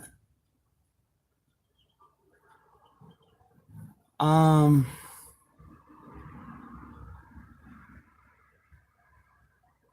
I have to think about that more. And I'm uncomfortable even telling you what makes me uncomfortable because then you open yourself up to all sorts of other um um criticism, you know? The free flow of ideas has been severely shut down in this country, particularly for men. So men don't even want to tell you what they think anymore because they're just like, nah, I fell for that before. Been there, done that. And the only reason I'm doing this is because I'm literally crazy. You know, like if I just wanted to fuck girls all day long, I would shut the fuck up and just do it on the down low. I wouldn't be making some fucking art about it on YouTube and having, every Captain Obvious come up and accuse me of this, that, and call me a creep and all this shit. You know what I mean? So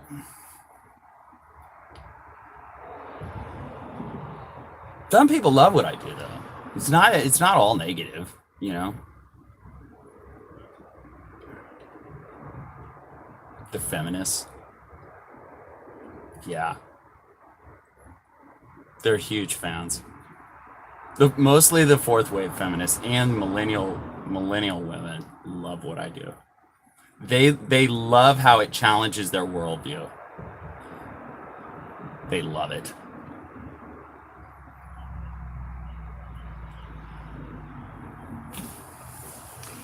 Got a lot of stalkers, but they're not all stalkers. Yeah, on Instagram, in person, stuff like that.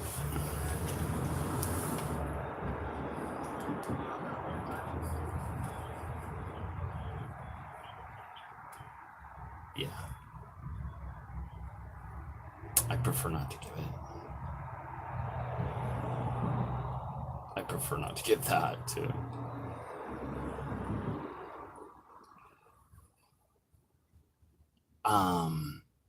Where do I live? I'd prefer not to say. Do you want to know if I have any stock options too? Do you want to know if I have any stock options?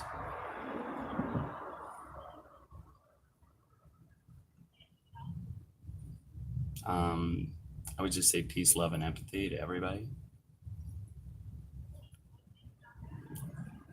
Thank you, Sarah Davison. And I think I sense, Sarah, in some of your questions and in some of your tone that you're not that happy with me, but just know that I do care what you think, and I aim to be an instrument of good.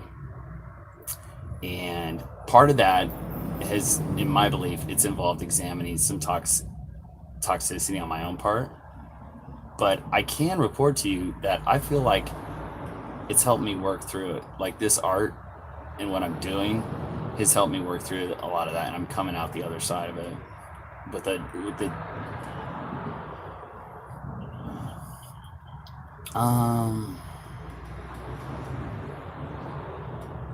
yeah, just like, when women have one night stands with me, despite the fact that they promise that they're not going to, or something, or or they block me on Instagram for no apparent reason. I'm a lot better at just letting that shit go. And just being the meh, blase, hot guy who just fucking keeps it moving and stays in abundance. And doesn't have to fucking slut shame a woman or be critical or get in a rage quipping contest where they just keep it moving. And just go on an upward spiral of energy rather than a downward one, and realize they're on their own journey. There's things I can do better. In terms of here's something that's really been key to me lately, is realizing that women see, when guys think they're being subtle, when women actually see it as they're being obvious. When guys think they're being obvious, women actually see it as they're being try hard. So as a guy, you have to aim to be super subtle to even hope to achieve being subtle with a woman. And so I found, like, particularly early on in the first date or two, a stitch in time saves 9. So despite the fact that the PUA community and all that says escalate, frame control, keep it sexual, keep it strictly dickly, blah, blah, blah, I've found that, or you're going to get in the friend zone and all this shit. I've found that a stitch in time saves 9. And if you just pull back and don't try to get every sexual trifecta of your dreams done in the first, night or two, you can wind up having a more fulfilling, longer term interaction. Maybe not a relationship, maybe not an exclusive monogamous, I can't buy no band a wedding ring, rather go in ba man type thing. But yeah, I find that because I've blown up a lot of things like that. Like, I'm just trying to get a lot of work done first night or two, and what I think is being subtle is being obvious or try hard. And had to really dial it back, because I've had like great potential with great women, and I've blown shit. Like, that was a problem of mine, is I didn't have that much skill with women, but I got a ton of women. Or not a ton, but I got like really high level women, because I'm 6'4", I'm white, green eyes, I have straight teeth, I'm national merit finalist, intelligent person, really good sense of humor. And so I'd get these women, and they'd lift me up to the fucking penthouse, and then they'd drop me. And because of my emotional makeup and being someone who was raised by a single mother, which men who are raised by single mothers tend to take on very feminine energy, and they become very emotional, right? Which causes women typically to lose attraction, because women just are hardwired to be attracted to masculine men. So when a man like me, who's got stuff on paper that the women want, but then when they get up close to me and they see I was raised in a very feminine way by a mother who watches 5 hours of MSNBC a night and all that, it can be a turnoff. They don't want me to be my therapist. They don't want, and then I would pursue after they lose attraction, or over pursue after they lose attraction, which is the absolute kiss of death. When a woman starts to lose attraction to you, the only thing you can do to have any chance of saving it is to withdraw your presence and let her ruminate on it and miss you a little bit and come back and try it again. But if you pursue, she's just going to see you. When she starts to pull away, she's going to see you as low value in a state of scarcity. And there's nothing that turns women on more than they're really believing that you're fucking women who are hotter than them, or you could be, because that makes it a validating experience for them to fuck you. And if you're pursuing after she withdraws, you just look like you're low value. You don't have somebody hotter to fuck, and it's not a validating thing for her to be with you.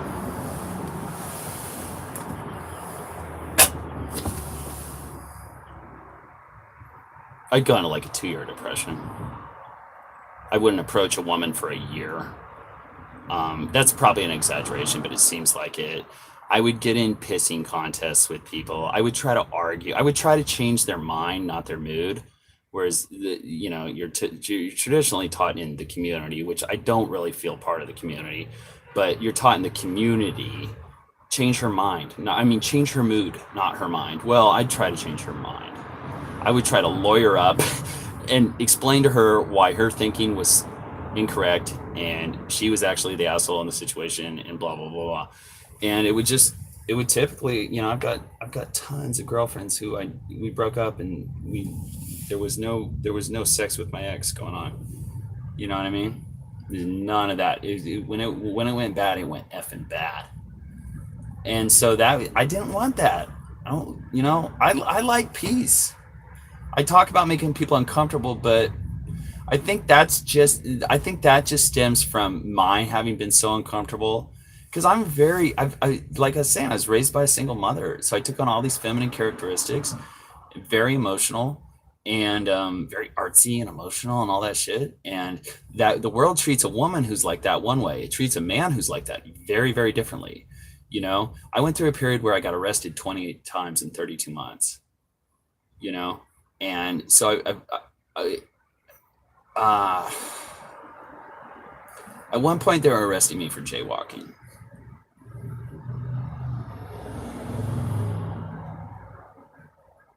Okay.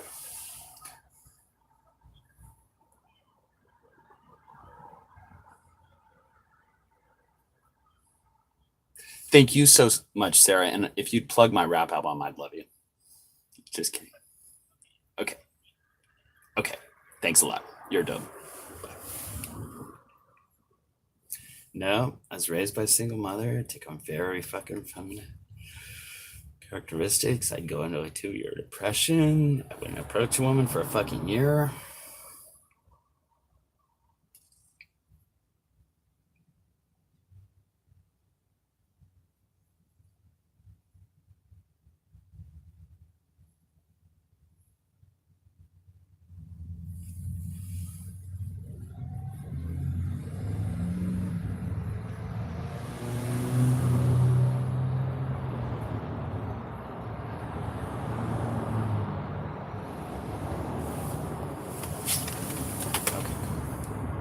Yeah. Oh, he can spit, dude. He can spit.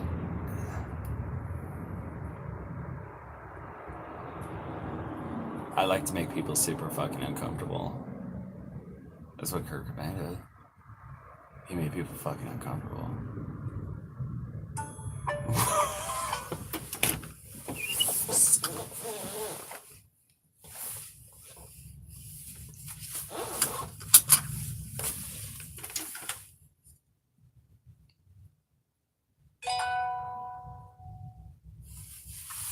Hypergamy is pretty real. The only reason I'm doing this is because I'm crazy.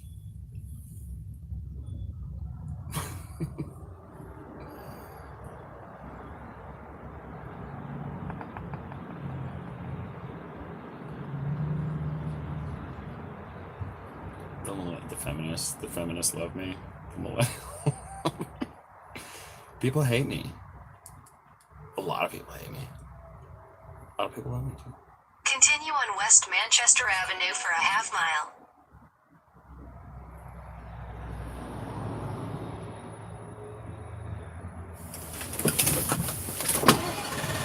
Do you want to see my bank statement? Do you want to know how much money I have in the bank too? I like this little townhome you got here. It's a fucking shuttle. It's not a van.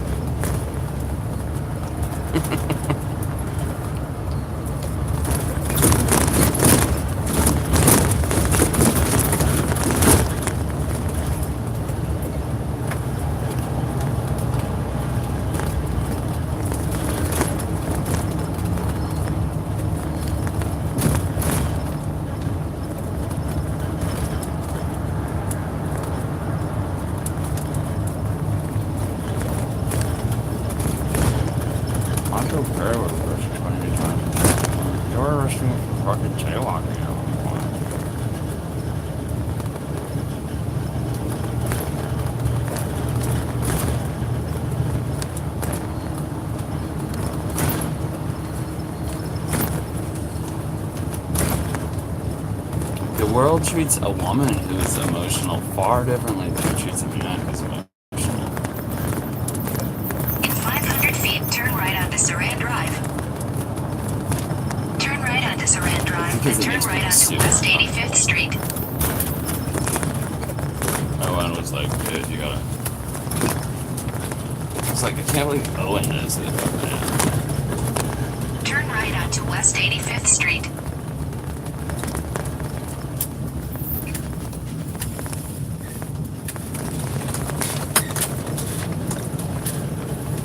It's the least sexy thing ever to be in a no.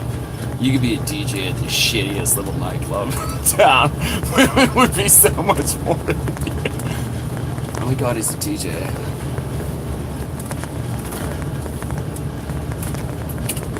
In 800 feet, turn right Two onto feet of Hastings mention. Avenue. 2 feet of mention.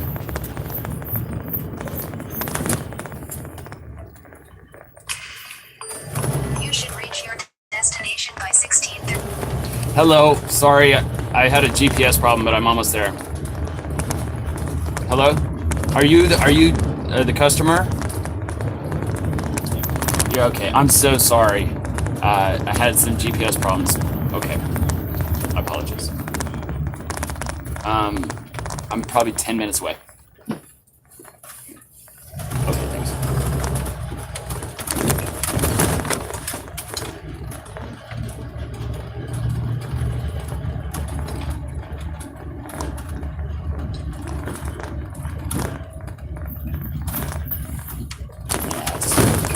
In 300 feet, turn right onto Park Hill Drive. Making people super Turn right onto fucking Park Hill uncomfortable. Drive, then turn left onto West Manchester People Avenue. make me fucking uncomfortable.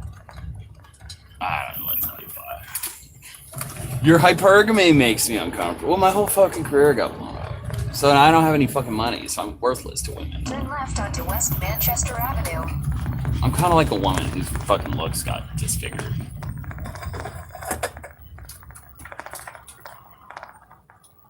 Just like,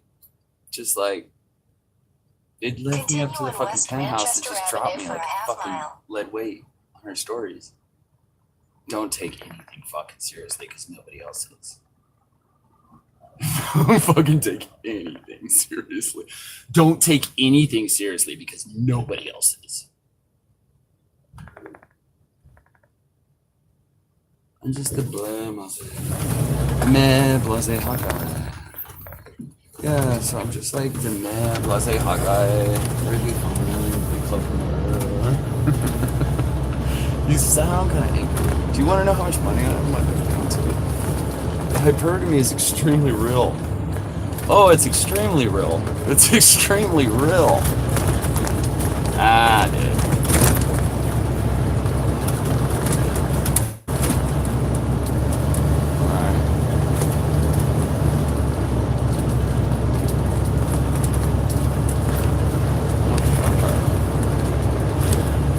Well, if it was that obvious that it was real, it wouldn't make you that uncomfortable. I'd like to make people deeply uncomfortable.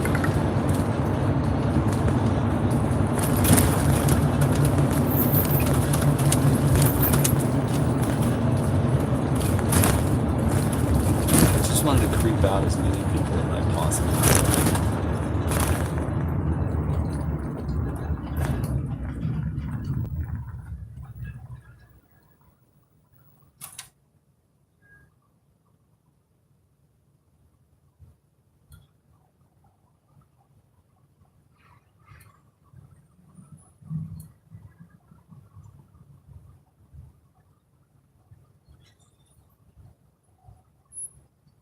It's the least sexy fucking thing ever to be an attorney. It's so unsexy. An attorney.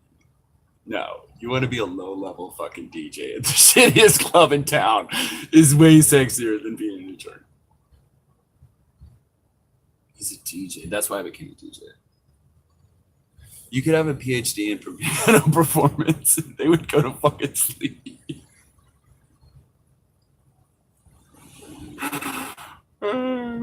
It's women so much. It could be.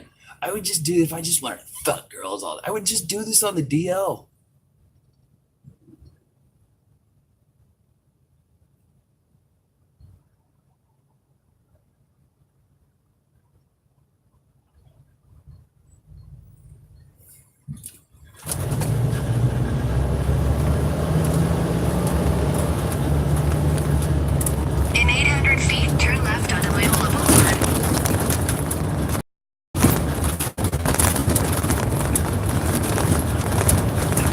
Bitches be flaking on dates all the time. Women flake. Oh, you have to. Crayola Boulevard, then your destination will be on the You left. have to.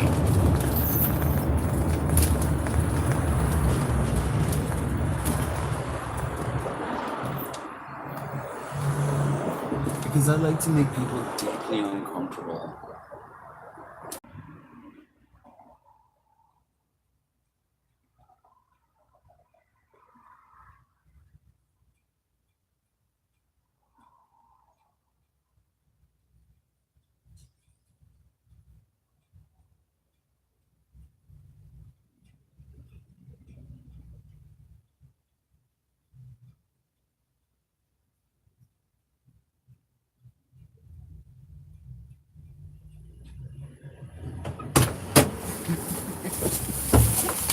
Girl interrupter. Then I was like, yep, that's what men do. Well, you can't go broke selling sex in America, so.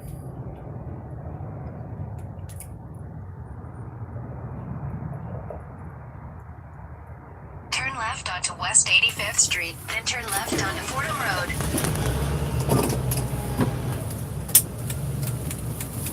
You should reach your destination by 1642.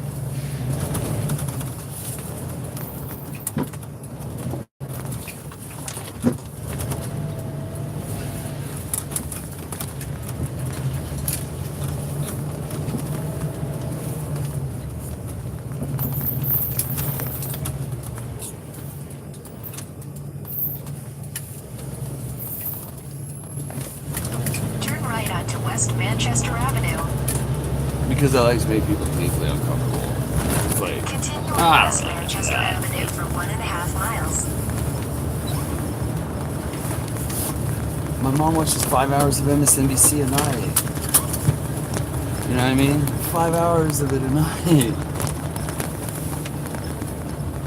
You could have a PhD in classical piano performance and they'd go to sleep. You could tell them you're a DJ at the shittiest little club in town. What? Can you get me into Hyde?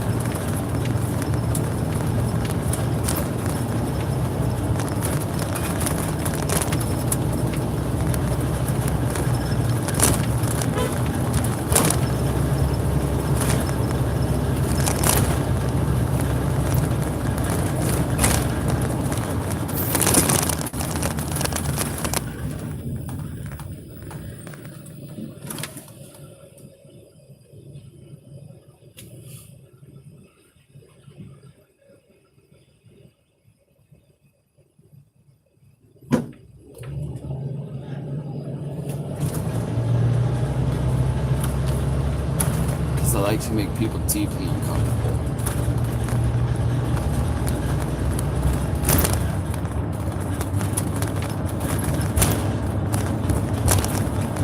Deeply. No, I'd rather make you a girl interrupted.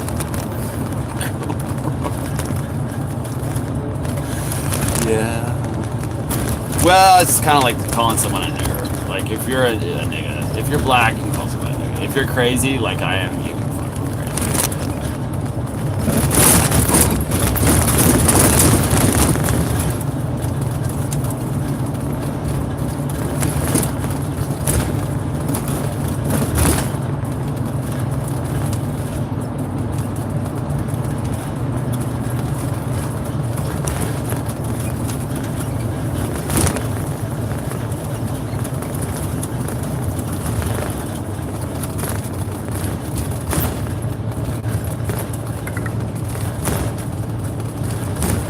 Do you live? I mean, do you live in it? Are you broke? Are you a broke piece of shit? Are you? Are you? Do you live in it? Are you a broke piece of shit? Are you a broke, no account piece of shit? Are you?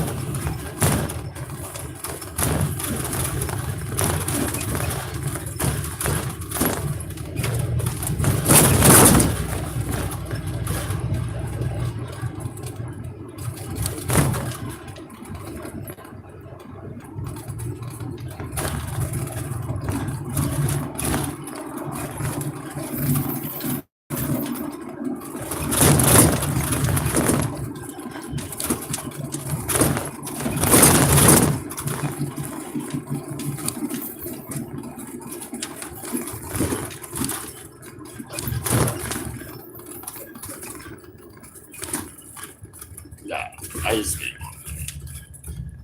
You go back here.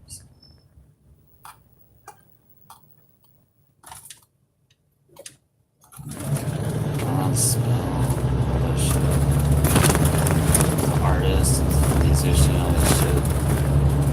I don't give a shit. Because I like to make people deeply uncomfortable.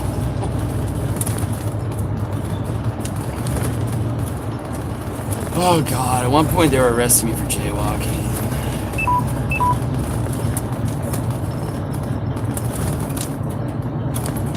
In 1,000 feet, turn right onto Pershing Drive.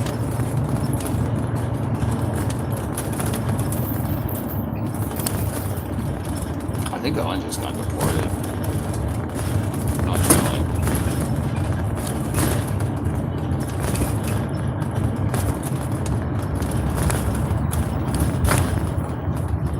Turn right onto Pershing Drive, then your destination will be on the left. You fucking hate JMO. JMO's the worst. That a lot of one nights. I don't want to be walking one night stands, but these bitches fucking make up right. These fucking bitches are liars. Lying bitches.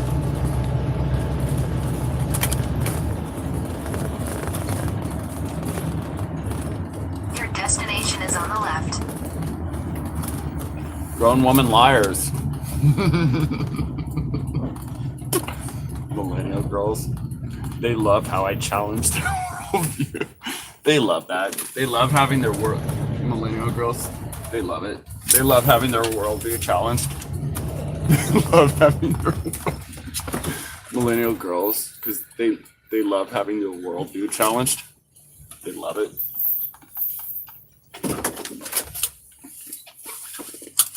Like millennial girls love me. Yeah. Got a lot of stalkers. Got a lot of stalkers actually.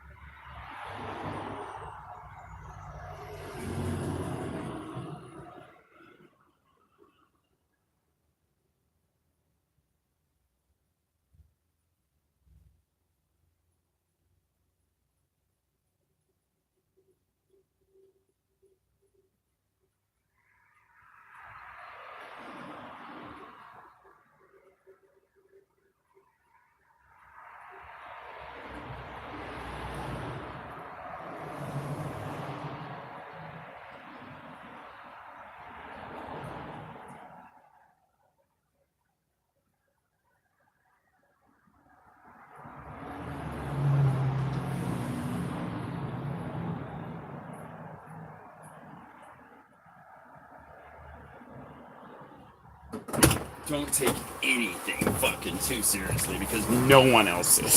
Because no one else is. Don't take anything too seriously because no one else is.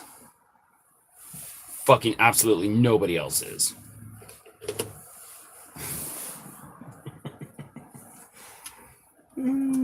Just fucking move on. Just I get into rage quipping bullshit with them. Rage quipping.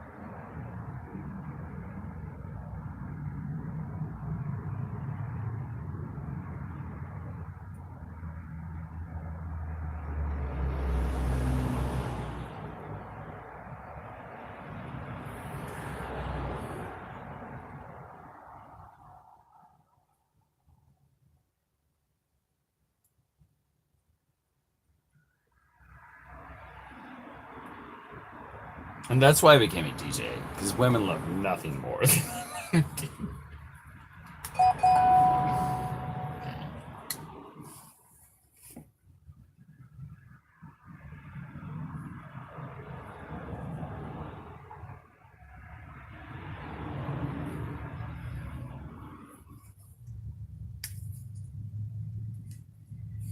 because millennial girls love having their worldview challenged. They love it.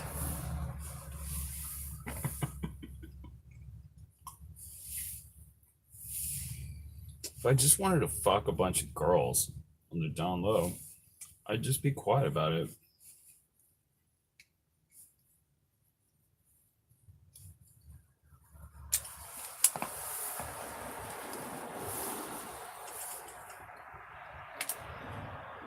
Yep. I think it's gonna be a movie. I know it's gonna be a movie. Well, there will be a movie, but I mean, it's not like that's the only thing, and like I don't even know how fucking valid that form is anymore. Let's put it this way, I'm not like wedded to the album, I'm not wedded to a movie.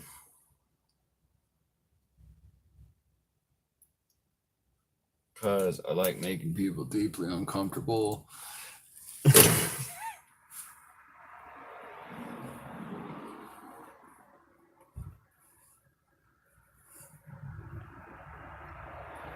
Kind of shock them out of their fucking malaise.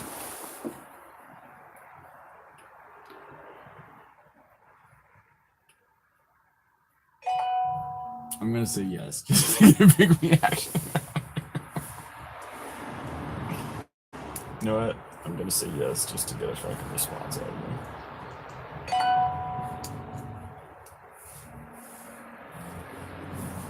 Just to be a dick and get a response out of them.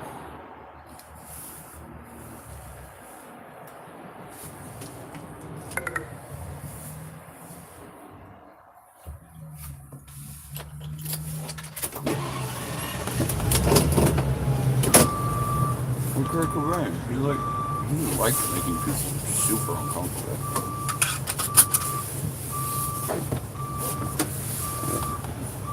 They liked it.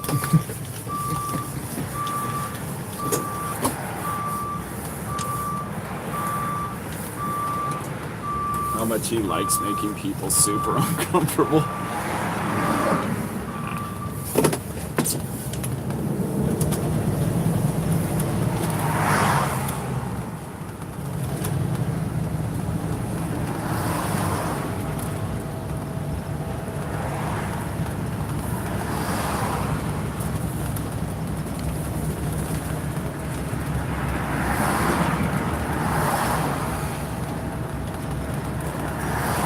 It's pathetic.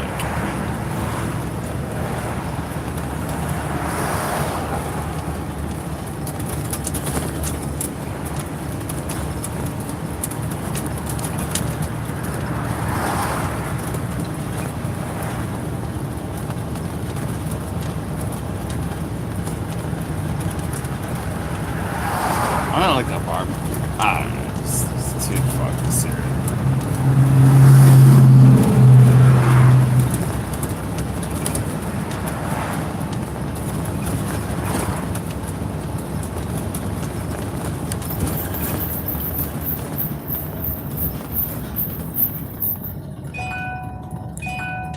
In 1,000 feet, turn left onto Westchester Parkway. This route avoids a slowdown on I-105 East and 1 on Harbor Freeway and Transit Way. You are on the fastest route. You should reach your destination by 1756. I think you could call that a complete no. Sounds good. Right.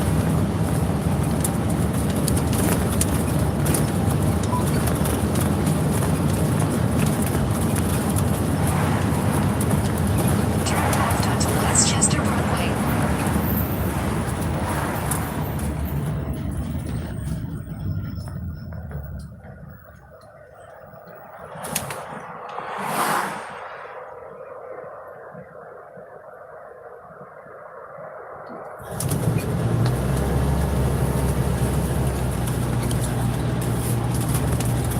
Continue on Westchester Parkway for 2 miles.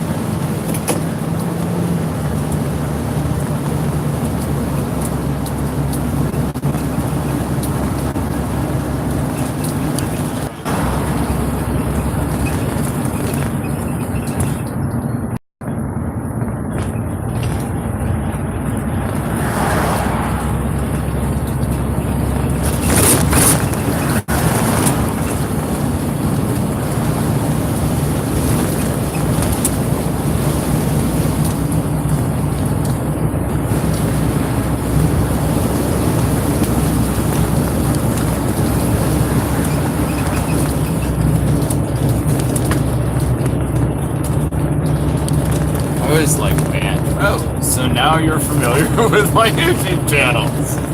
Yeah, like, now, you what? You have YouTube? And now you're like, yeah, well, I'm very familiar with your YouTube channel. I'm fuck rock.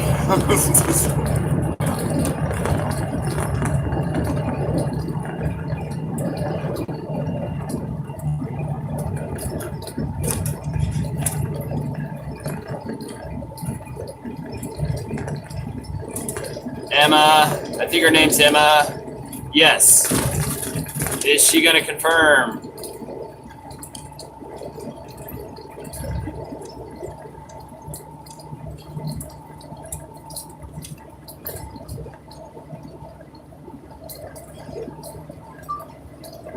Are we still set for 7 p.m. tonight at the Tiki? Question mark.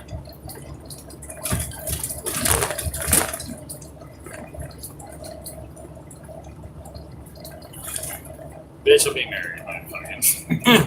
That bitch will be married by Thursday. No, because that bitch will be married by Thursday.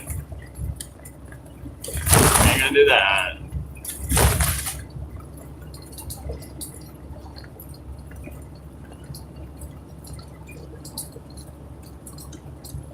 I think I was just trying to creep out as many people as I possibly could. I mean, people are really mean for that shit. Let's see how people are mean. Like, they treat one girl to think that it's mean.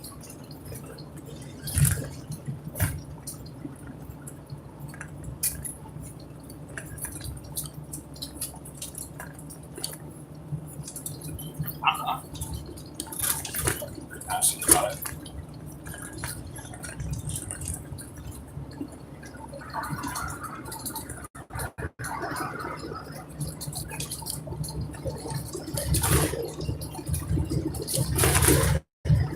I'm out of class yet.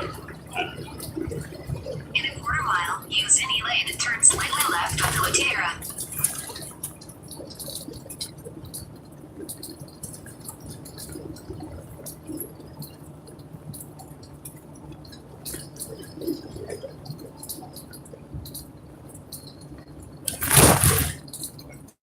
1,265. Use any lane to turn slightly left onto Latera. Well, if it was that obviously